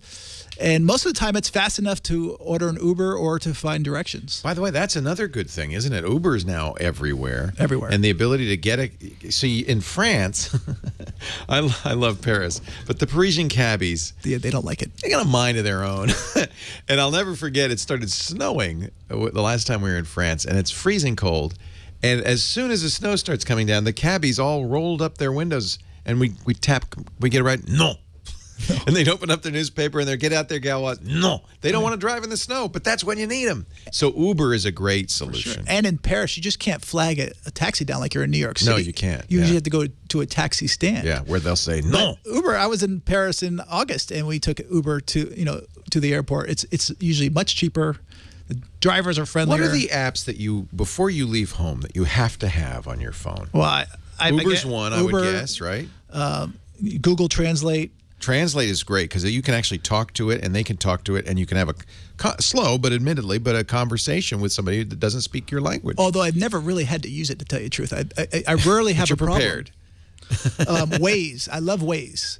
Does that work internationally? For sure. Okay. So one time... That's a mapping and a routing program. Yeah, a couple of months ago, my wife and I landed in Taipei. We're taking a taxi from the airport to the hotel, and he got off the exit, and we're going down these really back alleys, and I'm like, this is not where the hotel is. So I logged on to Waze to find out. Showed him. Hey, buddy. Well, I just logged on to make sure that he was going in the right direction, not taking us to some alley. Johnny Jett is here. We're going to talk some more in a minute. Leo Laporte, the tech guy. I never thought of that. Waze. Yeah, I couldn't hear the music. Because then you can tell the cabbies, knock it off. Well, you keep them honest. Yeah. And that happened to me in Toronto a few months ago. They're famous in Vegas for taking you the long way. Oh, for sure. They'll always take you the highway. Yeah, the highway. Yeah, they say it's quicker, but it costs at least $7 more. Right. You can leave your hat on, but don't check your bags. Leo Laporte, the tech guy. Johnny Jett is here. He is our travel guru. And because he's such a techno-literate guy, I love having you on because you know how to use technology to make travel better. And we were talking about apps. You mentioned a couple, which Uber, of course, right, and I guess Lyft and any of the other. In fact, when you go to China, for instance, there are other cab systems similar to Uber, so you'll want to find out ahead of time which one, right? Indonesia just came out one for the motorcycle taxis. Something with a K, Kjo or something. And I took a motorcycle taxi a month ago in Bangkok. And, these things are crazy. It's the only way to get around, right? Because they can... Literally, we sat in traffic for 30 minutes and did not move 1 inch. And we were late for a party. Oh, no. And so we're getting out and walking. And our host was like, well, let's just jump on motorcycle taxis. Because they can get there. Do they off-road? No, you're going in between the traffic. And literally, I was like, oh, man, if my dad knew what I was doing. No helmet. And girls are sitting side saddle. Oh, boy. Because if they have skirts on. And you'll see families on them. Literally, I've seen 4 kids and 2 parents on these bikes. It sounds like an adventure. It is. What else? So and you said it, Waze, which is great. In case the cabbie takes you the long way around, you can say... you keep them honest. Buddy. Yeah. What else? Man. He's looking at his phone I'm right looking at my phone right now. And you use an iPhone. Actually, I have a new one that I just discovered. It's called Selfie X. Selfie X. What is that? It's pretty funny. So you download one. It's free on iOS. Let's do a Selfie X. So you download it. Yeah. It's free. Yeah. And then when you take a picture, I'm getting in the shot. Well, here. when you take a picture with the front-facing camera, it's blurry. That's not a selfie. So what you do is you turn it this way. Oh, but wait a minute. Yeah. And then it talks to you. Can you hear her? She says up.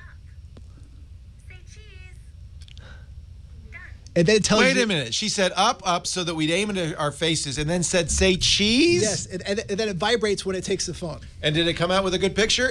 No, you're in there. I'm not in it. You're in. It cut my head off. Can you tell the lady next time more up? No, you're in there. I am in you're it. in there, just... Selfie X. Yeah, I just discovered it. It's pretty fun. Because the back camera is the better camera on Much almost better. all phones, but you can't see what you're taking a picture of. And you don't want to walk around with a selfie stick. No, that's not okay. But, do you see a lot of them now? Oh, my God. And people taking photos with iPads, right?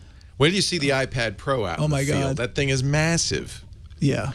That's one thing that's changed air travel, isn't it? Nobody has to watch the little screen in the back of the seat anymore. No. You're responsible for your own entertainment. And that's better. We like it that way. And the airlines are moving that route. I mean, rarely do you hear about airlines upgrading their in-flight entertainment systems because most people these days are using their own. So what the airlines need is just to have a power port or a USB port. Yes. That's very important. And I really hate that when you get stuck in the back of the plane. And there's no power. And I've been flying American recently, and if you're on one of their older planes, you need to have a AC adapter, DC adapter, which is, the cigarette lighter, and that's just painful. Yeah. Because I always forget it, and there's no power. Right. So they are ripping out the entertainment systems in a lot of planes. It saves weight, so they get more gas mileage. For sure. It saves them a lot of money. But I think instead of just tearing those out, let's put a USB port in every seat. For sure. That would be nice. And like Air Canada Rouge, they send an email out recommending people download their app. United too, I believe. I haven't flown United in a while. Yeah. But to download their app so you can get all the entertainment from there. Just in case you don't have it on your own. Always have a tablet with you for long flights to watch I movies? actually work the whole flight. My wife thinks I'm out of my mind, but I sit there with this laptop and I work the whole flight almost. By the way, rarely sleep. You have a very nice light laptop. That's the Acer S7. I love that. Aspire. That is so small and thin and light, and I guess that's probably why you like that. Yeah, right? I've had it for over 2 years, I believe. Every blog post at johnnyjet.com has been banged out on that. And it's touchscreen. Yeah, that makes a difference to me. I like touchscreen. Which shocks me that Macs are not touchscreen. Well, they think you want an iPad Pro, which is probably not what you want. I should show you the iPad Pro. Please. I have it right over here. Wow. You can bring this on the next flight. If first of all, compare that to your Acer and how heavy and light and it is compared to the thin and light. That's ridiculous. Yours is heavier. A lot heavier. Yeah, big time. No, a lot heavier. And then wait till I take the iPad Pro. That's because I have the Logitech keyboard on it. But there's the iPad Pro. Also, kind of, it's pretty heavy. It's about the same. It's like a tea tray. You don't, this. I could see the flight attendant coming down. Coffee, tea. Would you like some water? I think it's too big. I don't know if I'd want to bring that on an airplane. But maybe you would. If you're in business class, but in business class you're going to have a pretty good entertainment system. They still do that on the expensive seats. They do. and especially Qatar, Singapore, Cathay, British Airways. Have you ever been in, who is it? Is it Etihad or is it Emirates that you have a cabin? They both. You have your own room on the airplane. First class. And showers. Well, Etihad has their own suite. It's like the 3-bedroom. It's not 3 bedrooms. Yeah, they have ads, right? That Jennifer Aniston is on the plane and she has a bad dream and she says, "Where's the shower?" And he says, "There's no shower." And she says, "It's a nightmare because apparently she likes to shower on her airplane." The Emirates has the showers on their A380s. And you get a 5-minute limit. Is that the most 5-minute limit? 5 minute. Well, they probably don't have enough water on the plane. Well, yeah. Right? Right. I've only been on Emirates business class. I've never been in that first class. I've peered through the peephole at the first class. Yeah, but just flying through, the Middle Eastern airlines, their customer service is amazing, and that was some of the things I was tweeting this week about American. I was just so upset. I flew American twice this past week, and I'd walk on the plane, and there wouldn't be a flight attendant. The flight attendant would be looking the other way to everybody, not even saying hello, and all the other ones. You would never find that on these international, especially Middle Eastern or Asian airlines. But aren't you paying for that? I mean, you're paying a lot of money. Well, I blame it on the airlines because a lot of people don't realize flight attendants do not get paid when the plane is boarding. They only get paid when they close the door. So they don't really want to work. I don't blame them. And these guys are making peanuts. What do you mean? They don't get paid till you close the door. They don't get paid till they close the door. That's crazy. So I know that you're very sympathetic for flight attendants. For sure. That you're on their side. It's a hard job. They're there for safety, as they say all the time. But really, everybody thinks of them as a waiter or waitress. Right. But you go on the Asian and the Middle Eastern carriers, and it's just like night and day. I mean, the planes are cleaner. They have better. Better everything. But our airlines are going bankrupt. That's why. Our airlines are making money right now. They are? Yeah, these guys are making tons of billions. Knock it off then. These guys are making money. They need to start spreading the wealth with these flight attendants and the gate crews. I flew on JetBlue Mint the other month. Mint. That was nice. Yeah. I've actually never been on it. I've sat in the seat when they first launched it. It's a good name. It's not really minty, by the way. Don't get your hopes up. There's no mints. But what these guys have done is that they've lowered the prices to fly, one way to New York from San Francisco or LA. You can get it for $6.95 if you buy it really far in advance, which most airlines for the same lie flat seat would be triple the price. Very expensive, yeah. Well, and it's only a 5-hour flight. I just barely got to sleep when they woke me up, so you don't really need that. Right. You could sit up for 5 hours. No. It's the 13-hour flight that you need a lie flat seat. So what I try and do when I fly, especially across the country, I always try and get at least an exit row or a bulkhead, just so I can not have someone, reclining right into my lap, and I cannot do anything. I just sit there, and that's just painful. Johnny Jett is our guest. His website, would you stick around for one more segment? Of course, I'd love to. His website is johnnyjet.com. You can go there, sign up for the free travel newsletter. Where are you going next? Home tonight. And home is in Southern California, LA. Manhattan Beach. Yes. Where now it's winter. You're not going to play any beach volleyball this time of year. No. Actually, no. Sorry. Of course I am. There's plenty. Are you kidding LA. me? What are you talking about? It's 81 degrees right now. I'll be playing beach volleyball. I play all year round. And we'll also take more calls in a little bit. 8888 Ask Leo. Leo Laporte, the tech guy. Hey, can I talk about texture? I love magazines. I don't want magazines. I love reading what's in magazines, but I don't want to have them cluttering my house, piling up everywhere.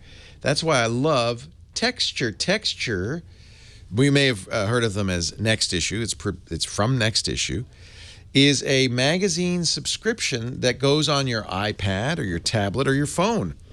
And it's awesome. Visit texture.com/techguy for a free trial. TEXTURE.com/techguy. Some of the most popular magazines are available. You can download them before you get on a plane. You don't have to have internet access to use them. And it really solves my issue, which is there's articles I want to read, but maybe I don't want the whole magazine. There's almost always in Rolling Stone one article I want. Vanity Fair, one article I want. With Texture, you can read these magazines. You can pick the ones you want. Texture even has a feature that's updated 24/7 that'll show you the content, the premium content you might be interested in from their editorial team. Fortune, Fast Company, Newsweek, Rolling Stone, Wired. I mean, just go and look. Macworld, PC World, Popular Science, National Geographic, Popular Mechanics, Shutterbug Magazine, Wired Magazine. Can I tell you a dirty little secret? I don't want to buy the magazines at the newsstand like Heather and I were talking about, but sometimes I want to check in and just see what's going on with Gwen and what's his name? Adam? Blake? No, not Gwen and Adam. Gwen and Blake. With Texture, I can find it. Nobody knows that I'm checking out People Magazine or Us Weekly or Entertainment. Oh, yeah. You don't even have to hide it in a Playboy. You can just... or a Wall Street Journal. I love Texture. Your magazines have exactly the same layout and pages as if you subscribe for them individually. But you do get options that you can't get in the magazine. Things like videos and special features. I really like that. And it's a great deal. So, a lot less than subscribing to all those magazines, or much, much less than buying them on the newsstand or at the grocery store. So if you've got, like I do, a little bit of a habit with the Us Weekly, a little bit of a habit checking out the gossip stuff, Texture, texture.com/techguy, 30-day free trial, and that'll be a great way to get a sense of what you get with Texture. Texture.com/techguy. Well, hey, how are you today? Leo Laporte here, the Tech Guy. Time to talk about computers, the internet, home theater, digital photography, smartphones, smartwatches, and all that jazz. 8888 Ask Leo, that's the number. One more segment with Johnny Jett, our travel guru, who traveled all the way up to see us in the great, beautiful Northern California region. We get a lot of travelers up here. The wine country's up here, Sonoma and Napa counties, and San Francisco is a great traveler's destination. You're bringing your mother-in-law here for the first time. She's here, and she loves it. And actually, I think we might go to lunch in Sonoma after this. You should. Or Petaluma. Love Sonoma. Oh, go to Sonoma. Go to Sonoma. I like Petaluma, but go to Sonoma. So a couple of questions. Thanksgiving's coming up. This is a big travel week. Right. Maybe is it the biggest of the year? One of the biggest of the year? Well, the Sunday after Thanksgiving is actually the busiest day. Is it? It's usually the busiest day of the year, but there's a lot of Fridays and Sundays in the summertime that are just as busy. Yeah. So but everybody's going home for the holidays. Is it too late to get a deal? It's not too late. You can always find deals. How? It's getting much more difficult. You're going to have to fly on, either on Thanksgiving later in the evening, or you're going to have to fly on the Friday after. You've always said flexibility is the key. Is the key. So this is the time you probably want to use your miles or points. I can never use my miles and points at times. Credit card this. points you can use anytime. There's no blackout dates. Right. But for airline miles, last minute, a lot of times you can open them up, but there's nothing going to be there for Tuesday or Wednesday. Right. Especially Wednesday or Sunday. Right. So you got to be flexible. We have a call for you from Connie in the Thousand Oaks. Cool. Hi, Connie. Leo Laporte, the Tech Guy with Johnny Jett. Hi, how are you guys? We're great. What can we do for you? Well, here's my predicament. I went ahead and purchased 2 coach tickets through Delta for Alaska at the end of May. I've since enrolled in school, which will kick me out if I take the trip. So You're stuck between a rock and a hard place, aren't you? Yeah, if I cancel the tickets, I get a penalty. Is there any way to avoid that? No, they're going to charge you $200 per ticket to cancel. No way and then to use it for within a year. Did you buy travel insurance? I don't even know if that would cover it since you enrolled into a school. Yeah, it wasn't unavoidable. Yeah. Right. No. Airlines are tough on this stuff, aren't they? Have they gotten tougher? They are. Oh, for sure. With technology, they've gotten ridiculously tough. In the old days, you used to be able to upgrade just by dressing well and being nice. Now, there's all these different systems, and you still bring candy to the gate agents? I do, or go flight passes. I bring them. Oh, they like those? Yeah, and actually, they don't get free Wi-Fi? No, they get 50% off. Oh. But I did hear a pilot tell me once it's better to bring like $5 gift cards to Starbucks, which. They drink a lot of coffee, those pilots. Yeah. So, Connie, bad news. There's no magic formula. I'm sorry. I appreciate it. Yeah. I always recommend getting travel insurance, but something for like that, it would not be covered anyway. travel insurance is for the big vacation that you know, if somebody gets sick, you don't want to lose your. You your definitely money. For big vacations, honeymoon, safaris, cruises, whatever. So, and you say don't buy them from the provider. No, you always go third party, just in Independent. case that, you know, again, if you go on like a smaller cruise company and they go out of business, you're out of luck. Jane, my travel agent, does it with, I think, Allianz. Is that one of the big? I actually Allianz is one of my. They're one of my sponsors, by the way. But, oh well, then you must like them. Well, I love Allianz, obviously, but even if they weren't sponsoring, these guys are the 300,000-pound gorilla in the room. I mean, these guys have offices in 6 continents, 34 countries. There's always someone They're on not the going ground. out of it. It's unlikely that both the cruise line and Allianz they're would not go going out of business. Right. I get if you travel a lot, get a yearly plan. Oh, you can do that? For sure. I get a yearly plan. So all your trips are covered? All of them. Wow, that's clever. So, and it's not that expensive. Yeah. I think I'll I have to pay talk to $450. And you notice I keep saying my travel agent. Thanks to you, because I always thought I don't need a travel agent. I can do everything I want online. That's not true. No. You said get a travel agent. Get a travel agent. I have a few good ones, actually. I just got another one. You use a travel agent? Of course I do. I have one that can get you 75% off on business class, which is insane. Yeah. But to Europe and Asia. How does she do that? That's an ancient Chinese secret. I can't tell you. They have relationships, I guess. They have relationships. Right? But again, the way to do it, you just, for anything, if you're doing a big trip, get a travel agent. They can upgrade you. Yeah. They have connections, Yeah. cruises, safaris, family gatherings. I got a great recommendation from a friend to somebody who works out of the travel store, and her name is Jane Zugsmith. I'll give her a shout out because she's been amazing. And I'm never booking a single flight again. It's like, okay, Jane can do it. It's so funny. I get emails But from. do they make money when you just book a flight?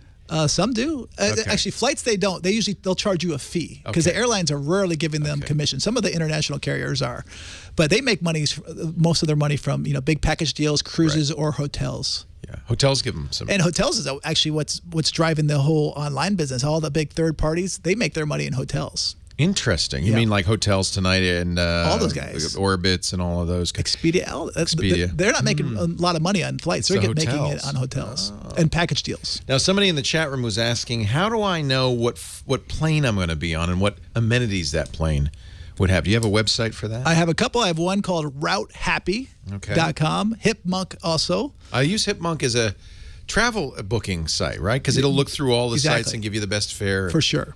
All right. Hipmunk's great. Route Happy.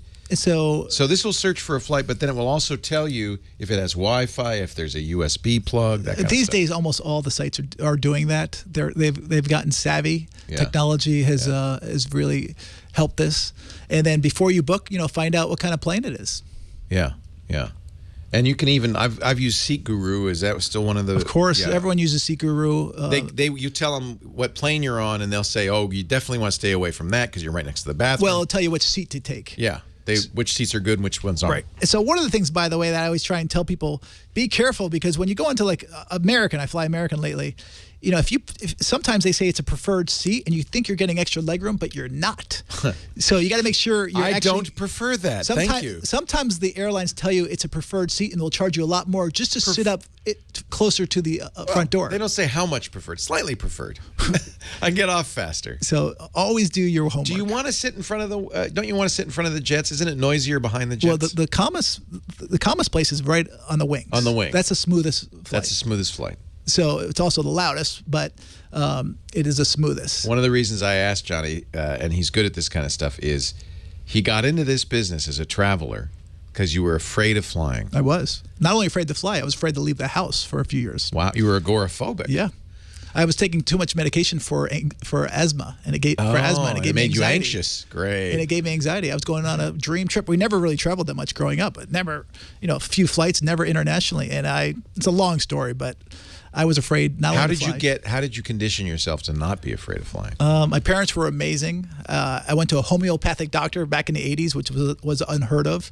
He told me I was on way too much asthma medication, yeah. So it weaned me off. And then and I would ask flight attendants, pilots, and just realize how much safer it is to fly than it is to drive or do anything else. It's just look at all the and stats. safer. It's safer now than it was in the 80s. For sure. I mean, a year ago, I landed on a British Airways flight, and the pilot said, "Welcome to Los Angeles. The safest part of your journey is now over." You got to go out in the highway. Yeah. Johnny Jet, he's at johnnyjet.com. That's the website. Do subscribe to the travel newsletter. It's free, so there's no reason not to. You're not going to sell my name to a bunch of other people. I'm not going to get a lot of junk mail. No. Are you kidding? It's illegal. No. Can't do that. No. But you will get a great newsletter. How often? Once a week? I have a daily tip, actually, a daily travel tip. I have a weekly newsletter, which has been around for a long time, and I have a deals newsletter. So whenever there's a really good deal, I send it out. That's usually 2 or 3 times a week. Whenever you see something really special. Exactly. Follow him on Twitter. He's at Johnny Jet. Lots of good information there. And, of course, you let us know when you're going to be on the show and put the links that you're going to mention up there. And Instagram. And I love your Instagram. You use your iPhone for all those pictures? Oh, for sure. Well, I do carry around a big Nikon, and so sometimes I will post those. I mean, that's allowed now. Yeah. They changed the rules. I'm glad. Johnny, you're the best. We'll see you next week, wherever you might be. Leo Laporte, the tech guy. Oh, that was a good hour. Thank you, Johnny. I really appreciate you doing that. Really nice to have you. One more question for Johnny during the spots here. Yeah, you want one more question real quick? Which line is that? 3. All right. This is Kathleen wants to talk to Johnny. Put on your headphones, Johnny. Hi, Kathleen. Hello. Hi, Leo. How are you? Well, I'm great. Johnny's on the line, too. Hello. Oh, well, thank you. I really appreciate you taking this call, squeezing me in. Oh, glad to do it. What can we do for you? Well, the question is, my boss has a ton of miles, either JetBlue and American Airlines, and he keeps, I keep saying, let's use this to book some flights, and he said, what's the best strategy for using miles? And I said, I don't know. Is there a strategy? Well, there's a few. So where do you want to go, first of all? Well, he enrolled in the JetBlue because he was doing frequent trips from Orange County to Austin because they have a second home there. But now those trips have kind of diminished. So it's not, he doesn't travel a whole lot. Right. But he's still reluctant to use any of them. And I'm trying to come up with some kind of logic to persuade him that maybe it's better than paying cash every time. Tell him to give them to you. I tried that. I said, I know who could use them. I have a great strategy. Yeah. So I actually don't fly JetBlue that much, but here's a few different things what you can do. The airlines usually load that inventory 336 days, I think, in advance. So you can try and jump on it right then and there. Good to know. Or it's 330 days in advance. And then or there's actually booking services around. There's 3 different companies. 3 different companies that do this. You can email me, and I'll write about them. And I think they charge $150, and they'll just take your miles, and they will tell you what you can do, and they'll do all the different strategies. So let's say if you wanted to go to Europe. Oh, my God. If you wanted to go to Europe, instead of you're not going to find a ticket from, wherever you are to Sardinia, but you'll be able to find a ticket from here to Paris or London, and then they'll tell you just to jump on a low-fare carrier or whatever. So they give you different strategies, and that will help. I don't do it, but there are services out there that do it. Okay. And is that JohnnyJet.com, he'll post an article on it. Or email me, Johnny@JohnnyJet.com. I'll be happy to forward it to them. I know Gary Leff does it, bench slapping from 1 mile at a time. That's a good Award wallet. Well, that's good to know that there are services out there that I can tap into as a resource. That's wonderful. Yeah, and a good travel agent will actually do it too. Yeah, maybe they won't charge you 150 schmackers. They'll charge you, but they won't. But they'll charge you, but I don't think it'll be that much. Thanks, Kathleen. Okay. Thank you. You can also donate them, can't you? Of course you can. You can definitely donate them. Who would you donate to? You can donate it to a lot of charities will take any charities, but the child, especially the child cancer ones, they're always asking because they need to fly kids around. For sure. There's USO and other servicemen organizations. I know some will take care of miles. I'm pretty sure almost all the all the organizations will. All right. Thanks, Johnny. Thank you. All right. Back to work. I just want to celebrate another day of technology. Leo Laporte, the tech guy. 8888 Ask Leo. That's the phone number. Thank you for hanging on, everybody. I'm sorry we were doing Johnny Jet while he was in town, but we'll get back to the phone calls right now. Scott in Ventura. Hi, Scott. Leo Laporte, the tech guy. Thanks for your patience. Yeah, thanks for taking my call. My pleasure. Hey, hypothetically speaking, if somebody were to fall prey to a pop-up and make a phone call and for the privilege of a couple $100, allow somebody to remotely access their computer for some protracted period of time, would a factory reset on said computer be enough to be sure that there was no malware? Yeah. So as you now know, this is a scam. I know it. You see a pop-up. It could be going to a website that has, maybe even as a goods website, but they have malicious software on their website. It's a very common way of doing it. Or you get, malicious software on your system, but something pops up, and it often says, "This is Microsoft." It's not. Sometimes I'm not sure what it said, but I know that the action was taken. Something that scared you. That's their goal, is to really scare you. Usually they'll say, "Man, you've got virus problems. We'd like to help. Call this number." You call the number. Now, there's a couple of things in this scam. By the way, this is a scam. Always a scam. One is that they will fix your computer, but they're going to charge you for that. So now they have your credit card. So you're going to want to change that credit card number. You might even be able to talk to the credit card company into reversing the charge, saying this was a scam. Well, this actually happened back in August. All right. So I would still change that credit card number. But it's been canceled, correct. Good. Once they have access to your system, which they do, what they'll do is they'll say, look, run this program. They're getting you to run Event Viewer, which is on all Microsoft Windows systems. Run this program. Oh, do you see a lot of X's? Oh, that's a problem. See the red exclamation? Oh, that's a problem. What you're really looking at is an event log, which is normally populated with lots of these X's and red exclamation marks. That's normal. But, of course, and they know, because it's normal, that you're going to have that. And they say, that's it. You see, we told you. And if you're not a sophisticated, and I mean pretty sophisticated user, you're going to go, wow, you're right. How did you know? Oh, well, we've been monitoring traffic. So now what we'd like to do for a small fee, $300, is fix this. So you give them the money. Now they got your credit card number. And then you give, this is where you can really get in trouble. You give them access to your computer. At that point, all bets are off. Anytime somebody has physical access to your computer or remote access from another computer, they can put stuff on anything they want on your system. You've given them access to it, which means they could put a remote access Trojan on there that turns on your camera or microphone and listens and watches. They can use malware to infect your computer with other things. It can use your computer for a variety of things, including gathering credit card numbers and passwords. So at that point, you've been compromised. And the only fix for a compromise is exactly what you just said, which is erasing the hard drive. Back up your data. It's okay to do that. In most cases, data doesn't carry any of this issue. This computer is backed up by Carbonite. So. Good, you're safe. So you can.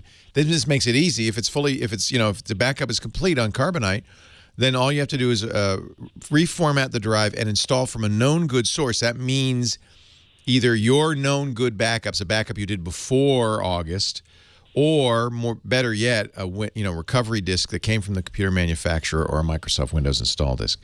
Those are all going to be okay. That's my concern, is that there is no restore disk. All there is just a restore partition. Yeah, usually they're not getting into the restore partition. Okay, so that requires. I can exercise that.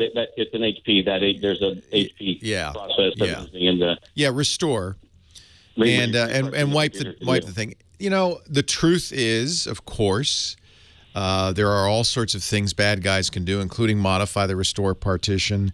They can put stuff in your boot sector that will persist past a reinstall, things like that. Very unlikely. Very unlikely. They're not. Look, they're going after the low-hanging fruit. So unless you're targeted, unless you're Sony Pictures Entertainment and they're the Korean government and they're targeting you, you probably don't have to worry about any of that deeper stuff. Yes, it's possible, but it's not likely. Then second follow-up question to that would be, I've heard that you spoke several times about a Chromebook for less. Yeah, this won't happen to you on a Chromebook. Yeah. So is there something in the form of a Chromebook type device that looks more like a computer tower, or a monitor and a keyboard, where it's not a netbook? Yeah, they make Chrome Chrome OS is the operating system, and you can go on. Amazon sells a lot of these. They make Chrome boxes that look like small computers, like the Intel NUC or the Apple Macintosh Mini.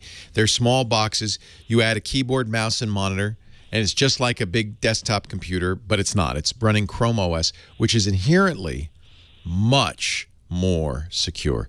You can't, for instance, modify the operating system on Chrome OS. It protects itself. If you do have a problem like you're describing, there's a button called Power Wash that does exactly what we've just said, but quickly, instantly, and you're back and running in no time. There's so many reasons that people should use a Chrome book or a Chrome box in this case. Because a general purpose computer, Mac or Windows or Linux, is much more complicated, does much more stuff than you, in most cases, need to do. And with that complication comes all sorts of issues, including security issues. It's just a Chrome OS is a lot better, unless you need, something Chrome OS won't do. And as time goes by, there's fewer and fewer of those things. So it'll run like the Word and Excel type programs? It will run Word and Excel not on the hard drive. You can't install Microsoft Office, but you can use Microsoft's Word or Excel for the web, absolutely. Okay. And you should try it and see. But it's for most people, that's all the Word you need, and it's free. Well, and this is a system for my parents that. Yeah, mom and dad are. It's sad to say, but elders are often the target for these, because imagine yourself. You've been going along. You had a phone that had a dial on it. You would go inside the bank to get money. And all of a sudden, you're in this modern world, and you're getting these messages, oh, my God, your bank has been hacked. You've quickly got to go log in. They're absolute prey to this, absolutely. Because they believe it, and there's a scary world out there, and they go, oh, my God. And then they tell their son, who might be named, I don't know, Scott, and then Scott goes, oh, dear. Dad. But there's nothing. Pretty much. Yeah, wipe it, and I think you'll be fine. I don't think you have to worry about it. And you know what? For elders, an iPad is a great choice, and a Chrome OS of some kind. If they want a big screen because their vision's going, yeah, get a Chromebox. Great choice. I think I'll be seeking one of those out a little later this year. And a lot cheaper. Yeah, Scott, thanks for the call. All right, thank you. You're a good boy, Scott. You're taking care of mom and dad. I'm actually going to send. I haven't a whole lot of reasons to use an iPad Pro. It's just so big, and but my mom, who's an artist, she's 83, loves drawing on her computer. And I'm going to send her an iPad Pro for Christmas. She loves her iPad. It does everything she wants, and I don't ever have to. I mean, she's had Windows 2000, she's had Macintosh. I don't have to worry about the iPad. Leo Laporte, the tech guy.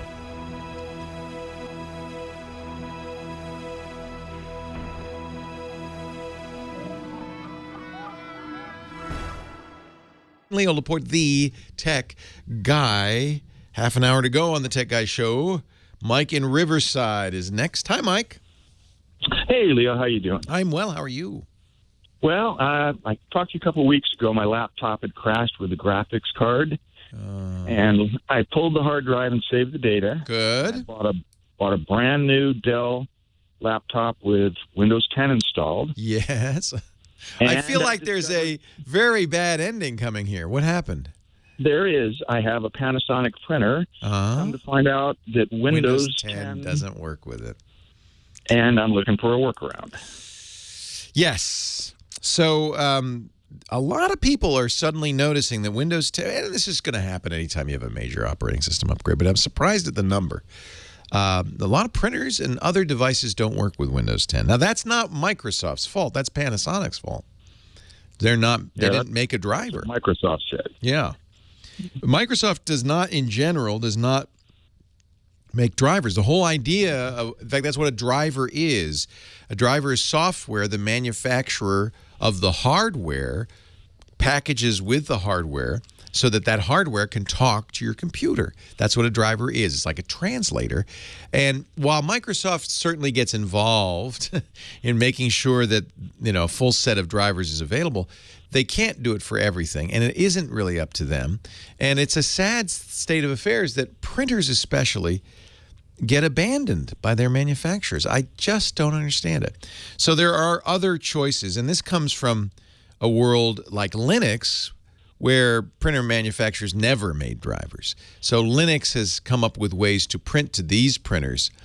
It's a system called CUPS, C-U-P-S. And you may be able to find CUPS drivers, more generic drivers that'll work with that Panasonic printer. I'm not sure where you go to find out. It stands for the Common Unix Printing System, and of course, you wish there were a common Windows printing system, but I believe that a generic CUPS driver is available for Windows 10, and then you could add the additional printer support. I can try that. I was a little bit surprised because it doesn't even list Panasonic as a manufacturer when I go to search for printers. Maybe, is Panasonic still making printers? Apparently, they're still selling them. They just there's no drivers in Windows 10. Wow, that's really a bummer.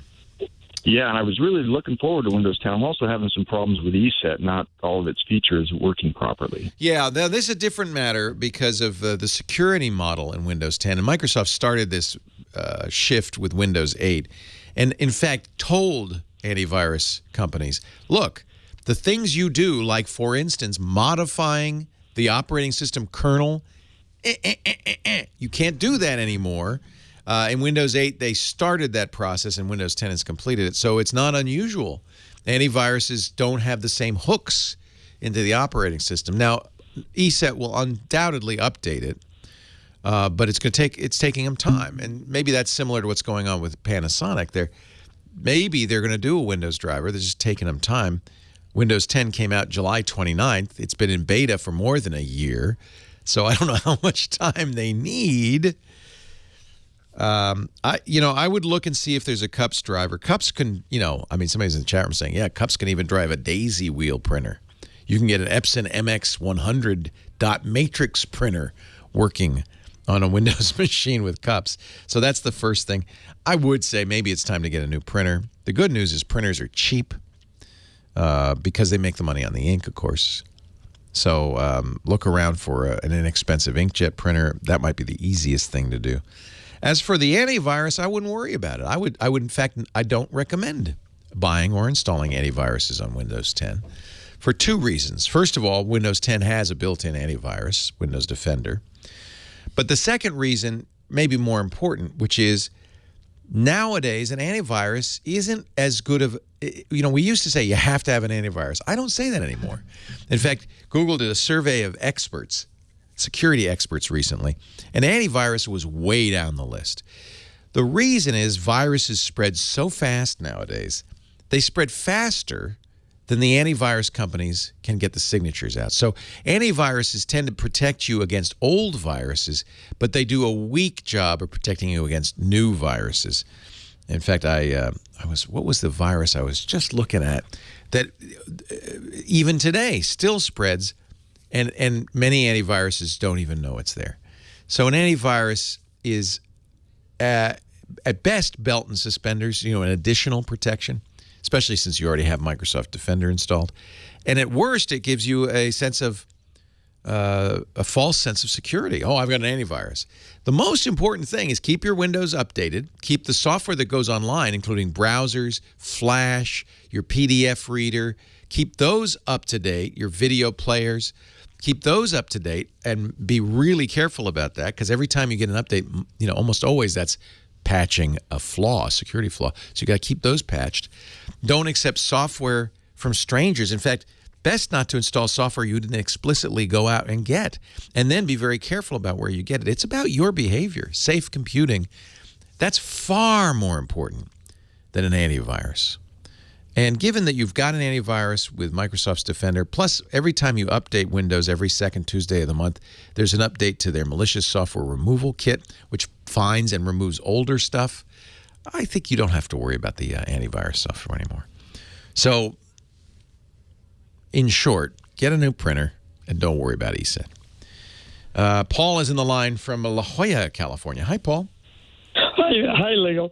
What can you tell me about a Viewmaster? I heard from a Sony technician, and I went to Target, that they're coming out with a $95 type electronic Viewmaster? Yeah, I played with it. It's really cool. So Viewmaster is a memory for a lot of us as kids. It was that thing, like they look like binoculars. You put them on your eyes, and it had a thing on the side, little switch on the side, and then you'd put a disc in with a lot of images, like slides, and you'd look at one, the Grand Canyon, press it, Niagara Falls, press it, the Washington Monument, press it, and it was stereo picture viewer. Well, the new Viewmaster is really cool. It's probably not for adults, although I had to say I was, and it's not as expensive as you just described. I think it's only $30. The reason is in-app purchases. What this thing does is you get a disc with it, and you can look at the disc, and it becomes what we call augmented reality. You're still seeing the world around you. You're seeing your hand. You're seeing the disc itself that you're looking at.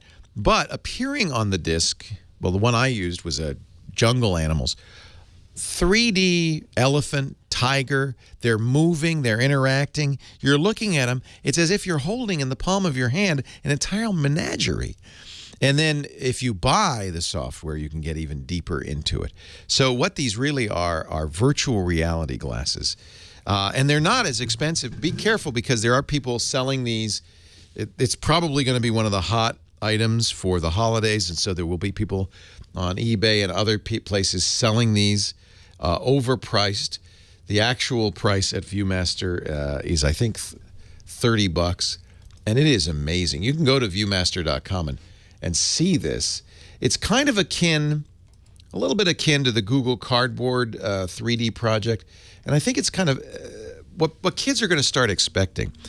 They're going to start expecting a world where stuff comes alive, and the world that they're looking at has more information than just what they can see with your eyes. It's pretty exciting. You should be able to find. I know Target had them, and while it's aimed at kids, I think there's a few grown-ups that might be using it. Leo Laporte, the tech guy.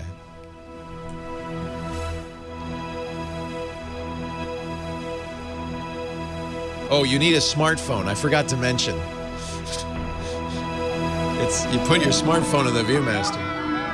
It's kind of an important thing. Our show today brought to you by, who is it? Gazelle. I don't have to tell you about Gazelle. You know about Gazelle, don't you? Gazelle is the greatest.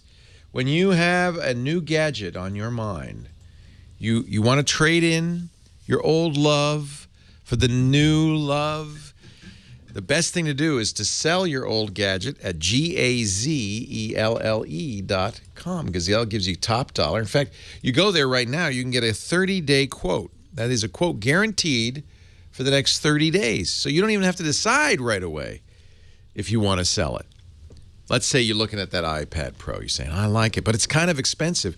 What if I sold my old iPad so I can get the new iPad Pro? I don't know. Let's go to Gazelle.com. Click the Sell Smart button. They buy all kinds of iPhones, cell phones from BlackBerry, HTC, LG, Motorola, Samsung.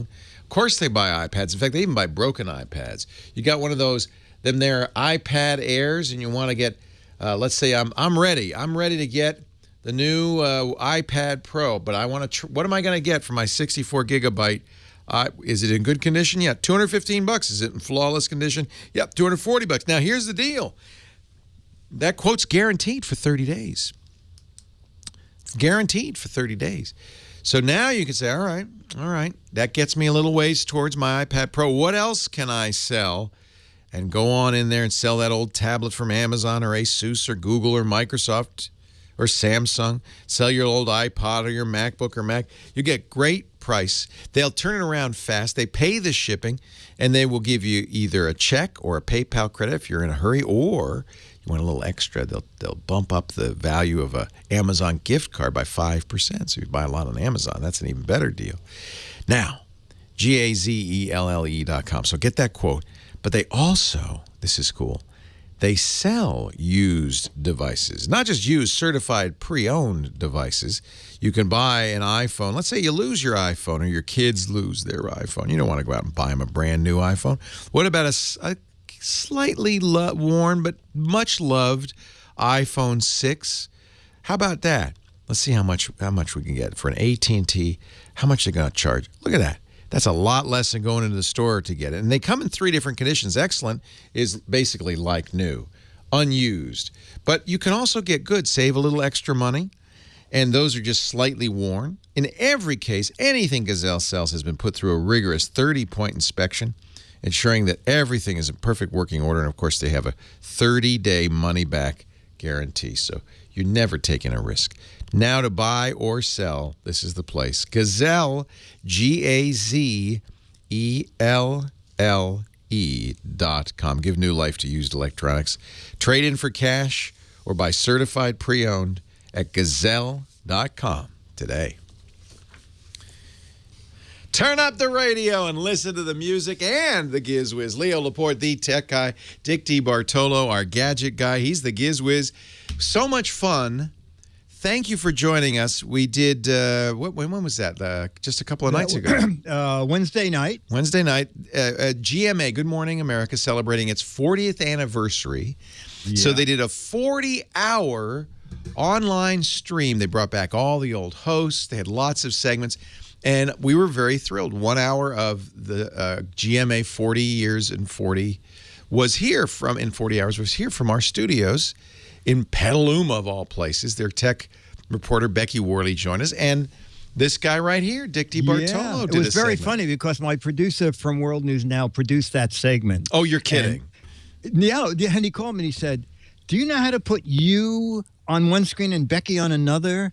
And I said, no. He said, well, we know network. We don't know how to do that. I said, we Twit. know how to do it. Twit. I said, Becky probably will go to Twit. You knew that. Yeah. You know, Leah, that was like so amazing. I'm here. You're there. They're rolling in video from New York. Jason's there rolling in my still pictures. It's amazing.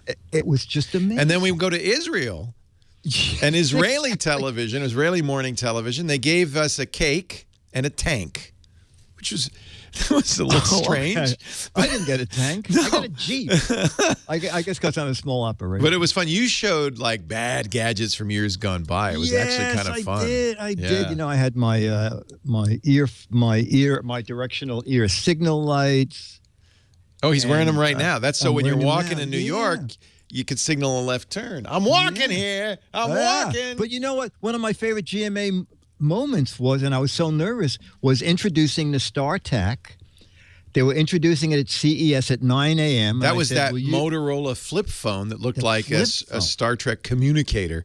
And this is before smartphones. That was a big deal. That was a big deal. Yeah. And I said, you know, how about for GMA? Can we break the embargo by 2 hours? And they said, you bet. Good Morning America? Sure. Yeah. They sent a messenger to New York to give Charlie Gibson one. And I had the other one, and I called him from CES, and we talked, and then we showed the phones. And, yeah, you have a long history with ABC. I know you still do World News Now. Yeah. You did live with Kathy Lee and Regis. And Yes. Yeah. So anyway, it's good to have you. You're slumming a little bit being with me, but thank you. No, I like slumming. What does the Gizwiz have this week? I finally found a medium that matches my talent. Yes. It took a while. Two more under $10 gadgets from SEMA. One of them is very interesting. SEMA was the big car accessory show. Yes, accessory show in Vegas. Avi Goldstein, who's a paramedic for New York City, was showing the seatbelt cutter. And I said, Avi, I have done so many of these already. Why is yours any different? And he said, Dick, people don't realize when they're in a wreck, and he said, I've gone to a lot of them as a paramedic, it's always in the glove compartment or under their seat. You can't reach it, yeah. Yes, that's exactly right. So he came up with thing that's so funny, because I have, because of you, a seatbelt cutter in my glove compartment where it will do me no good if I can't move. This is what you want, okay? It's called the Supervisor XT. Okay. And it comes with a belt to go around the sun visor so that it's right above your head. It's all stainless steel, has a very sharp blade that's in its own little sheath. It has a stainless steel punch to knock the window out. Oh, that's another thing. That's another thing. I have one of those too. Yeah. Yeah. And it's under $10.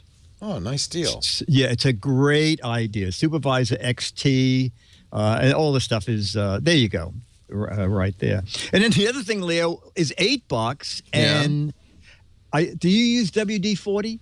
Oh, who doesn't? I live on WD-40. Yes, exactly. Yeah. Exactly. Anything squeaks, I don't care what it is. It could be my dog. I squirt it with WD-40. I know. Yeah. I know. I was the one who said, Leo, get a mousetrap. Running around the apartment trying to get that mouse is not going to work. So WD-40 EZ now has an 8-inch flexible hose. What? So you can aim the WD-40 anywhere you want. You could squirt it in your ear, but don't. But don't, exactly. And then if you want to use it as a regular can of WD-40, the hose folds totally down. That's cool. And there's a hole at the other end that gets exposed, and you can use it as regular WD-40. Does that come with the WD-40? It's built in. You have to look for the can that says Easy Reach can. Easy Reach. Very nice. Apparently, this woman is stuck in a toolkit and needs... Yeah, they have to spray her. And she's squeaking.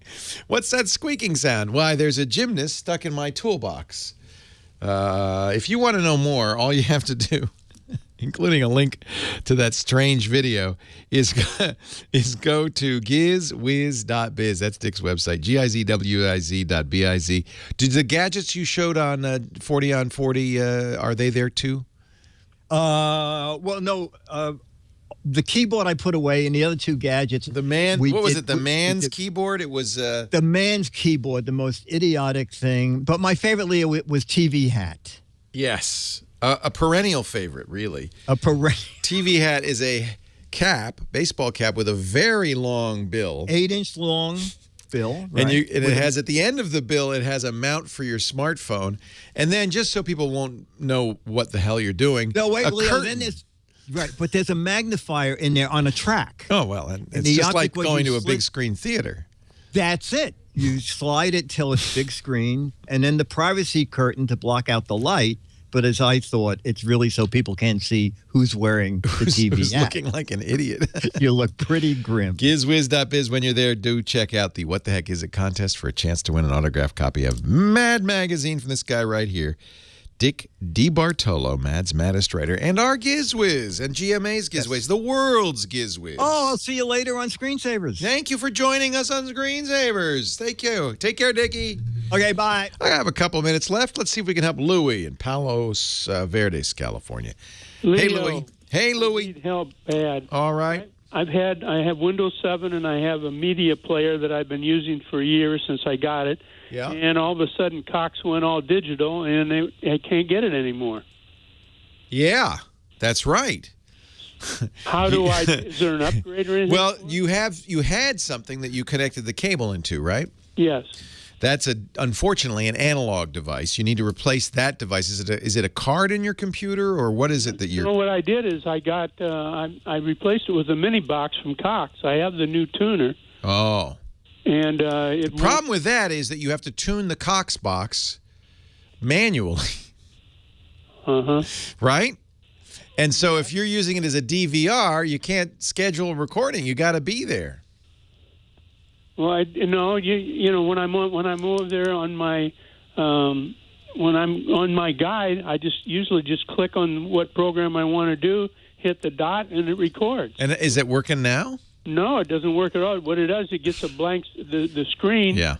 Is so what you have to do is you have to get what you have is a video capture device that's capturing the video from the cable into the TV.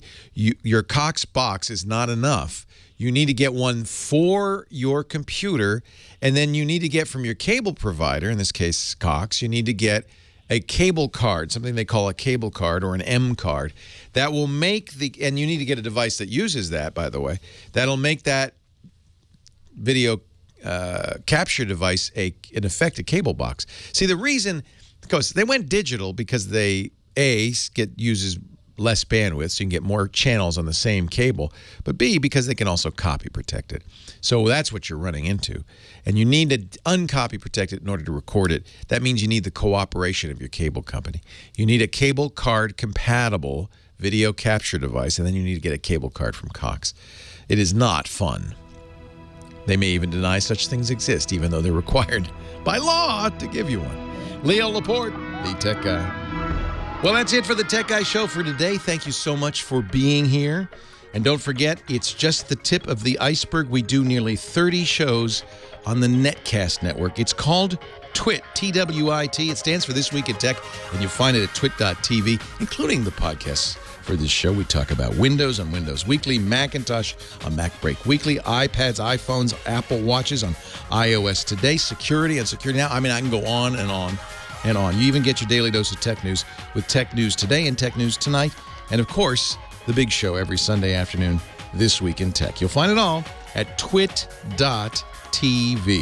And I'll be back next week with another great Tech Guys show. Thanks for joining me. We'll see you next time.